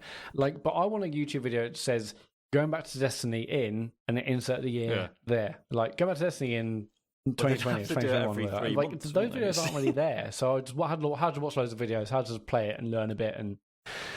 But yeah, even for someone like me who has played hundreds of hours in the past, it's still like, what the hell do I do? Where do I go? It's like it changes so much all the time. And if you're not really don't keep up with it, it can be a lot to get your head around. So it's not just the new players, even someone who's relatively used to it. It takes a while to get back in the swing of things and understand the rhythm and what you're supposed to be doing and where you're supposed to be going. And James, the link that James has just sent us all a link with the Indie Video Games Advent Calendar 2009. This is a digital one. That don't count. Well, how else would it work then? Okay. The Go to the physical door one and you with get a codes in. code. yeah. Fine, it's a digital one. What's the difference? It's got to be a physical one. It's got to be a physical one. Fine. Yeah. Anyone could do digital. Anyone. It's a good Maybe pop a idea. little bit of Let's all chocolate in it as agree well. it's a good idea that's been done before. It's good. And it's worth Well, doing but not a again. physical one.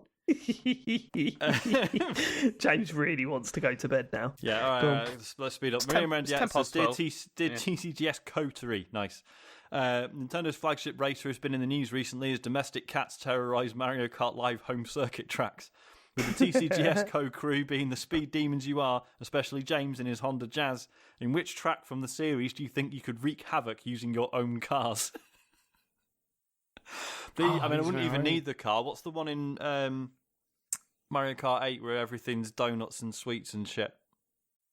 I just set me off Sweet like a Sweet fucking Canyon. cruise mile and a cruise missile. Oh, and I'll yeah. just fucking. Your music in that is great too. It is. Sweet Sweet Canyon, right? I drive a Fiat Tipo, so I can't wreak havoc. Yeah, anywhere with that. Mine would be Shy Guy Falls. Could you imagine just driving off the track in my Nissan Qashqai, just running over loads of Shy Guys, just smashing into them? I go for Rainbow Road so I could just drive Yeah, I was the gonna say fucking Rainbow, thing yeah. off it and just never see it ever again. You'd be in it. Well, I'd jump out. No, he'll jump out a door. Yeah. All that. Yeah, but wouldn't you just float up to space? He's already in space, it's alright. Yeah. Just drift Yeah, but off I'm assuming that the track is holding the car down. No, but if it goes off the track, then I'm presuming that, like, I don't know, That's a good point. space being a that would vacuum be- would like kick in, and then it would just forever just travel off until it No, but fell it into a won't, black will it, hole though? or something. It won't, though, because that little cloud fella will come along, pick it up with his Yeah, fishing Lakita rod, would and put sort it you back out. on the track. It'd be Yeah, like that bit Lakita. in Mask where he chucks the mask off the bridge. Yeah. Finds it You're in his chucking bed a Honda again. Jazz off the bridge. Yeah, Classic you'd be reference that going, everyone- I'm getting rid of my Honda Jazz, finally. You drive it off the edge and it beep, beep, beep, beep. Oh, for fuck's sake. I hate that car.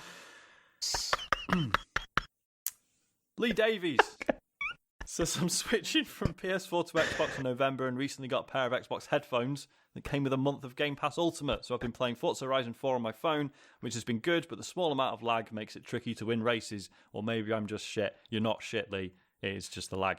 Could you guys recommend anything on Game Pass that is more turn-based or requires less reflexes that I could be playing on my phone? Frostpunk, fucking brilliant. All-timer. Mutant Year Zero, incredibly good turn-based strategy game. Oh, yeah.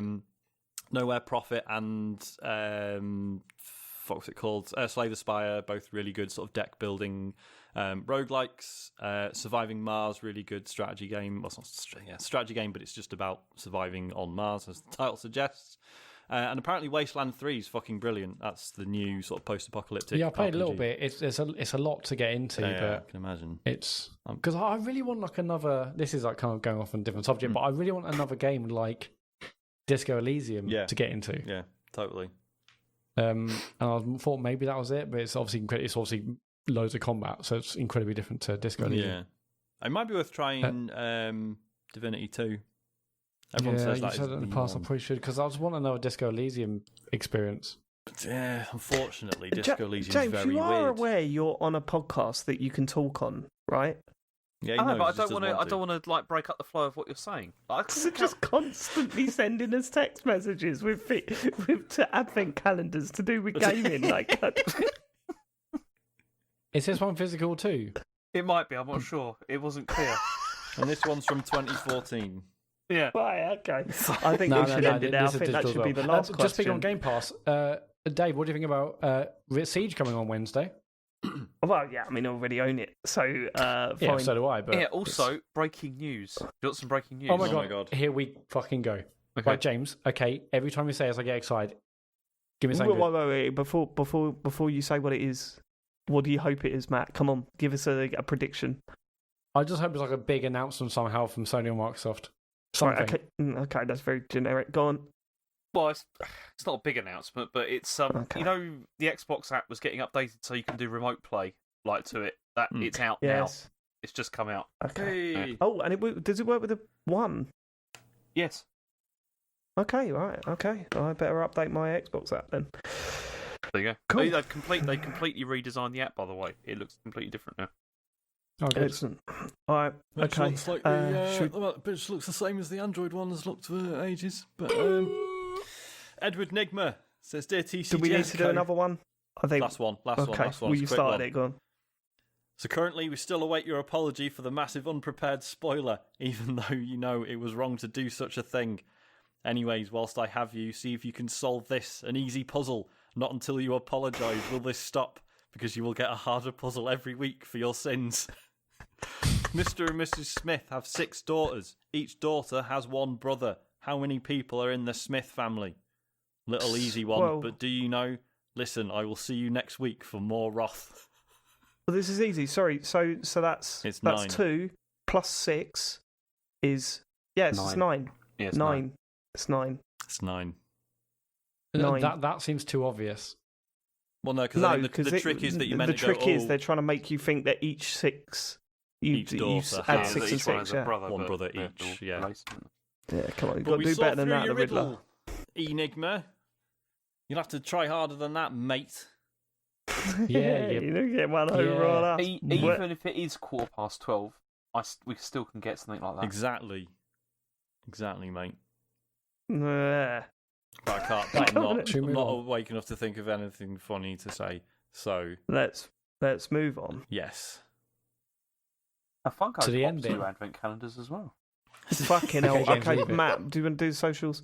Yeah, so this Friday, we're not doing another Star Trek Bridge Crew stream this week, but James and Sean are going to be playing stream together. They're going to be playing Ghost of Tsushima co-op together. That mode, I think, is out now, actually. But yeah, this Friday at 9 p.m, James and Sean, Ghost of Tsushima co-op stream. That's Friday at 9. Sunday at 8, I'm back for Super Mario. Very excited to hopefully finish Super Mario Bros. 1 and then go on to the Lost Levels. And then that's it. Sean may do like a stream potentially in like the week, in like lunchtime, but no Tuesday night streams as of yet. This Saturday, if you're an £8.50 patron and above, we are doing our talks over for this month, and we are talking over Cyberzone with Craig Charles. That's Saturday at 9. If you're a patron, Sorry, that tier, you'll get when a you say message. that, Craig Charles is not joining us on the stream. The show is with Craig Charles. Oh, Just so to- yeah, so we are just to talking make- over the show which features Craig Charles. Craig Charles is not part of the team. okay. Yeah. Yeah, so if you're a patron at that tier, you'll get a message in a week with a link of how to watch it live. And if you're not, just go to patreon.com/TCGS and you'll see all our lovely patron stuff on it. Our October podcast is out now for patrons only. And if you're Amazon Prime, you've got Twitch Prime. Twitch Prime Gaming, that is, Jesus. And we really appreciate your subs. They mean a lot. So if you got that, please go over and give us your free sub. And it's tcgs.co for everything else. I might do a stream this week. I think I'm going into the Yes, Big you absolutely should. Brother house. And that might be happening. We'll see Don't how say that fuck or goes. bugger. Yeah. We will catch you next week for more gaming chit chat. We all love you. Thanks for living it. Goodbye. 3 hours. I know, but long, I innit? just found out there's like an indie game thing here for like with craft beer like calendar as well. So how's that an indie game thing for craft Indie beer? game craft beer, I'm in. No, it's like a combination of it's like an advent calendar with craft beer and indie games. Yeah. Fucking hell, That this sounds is perfect. Matt. This is Matt Murray's This has got me. advent calendar. Send me a link. I have. It's already in the. Yeah, I mean, he's been Craft sending beer. links throughout the past half an hour of the show, Matt. I mean, I'm done with the links. Thank you, mate. Anyway, goodbye, everyone. Goodbye. Bye. Goodbye.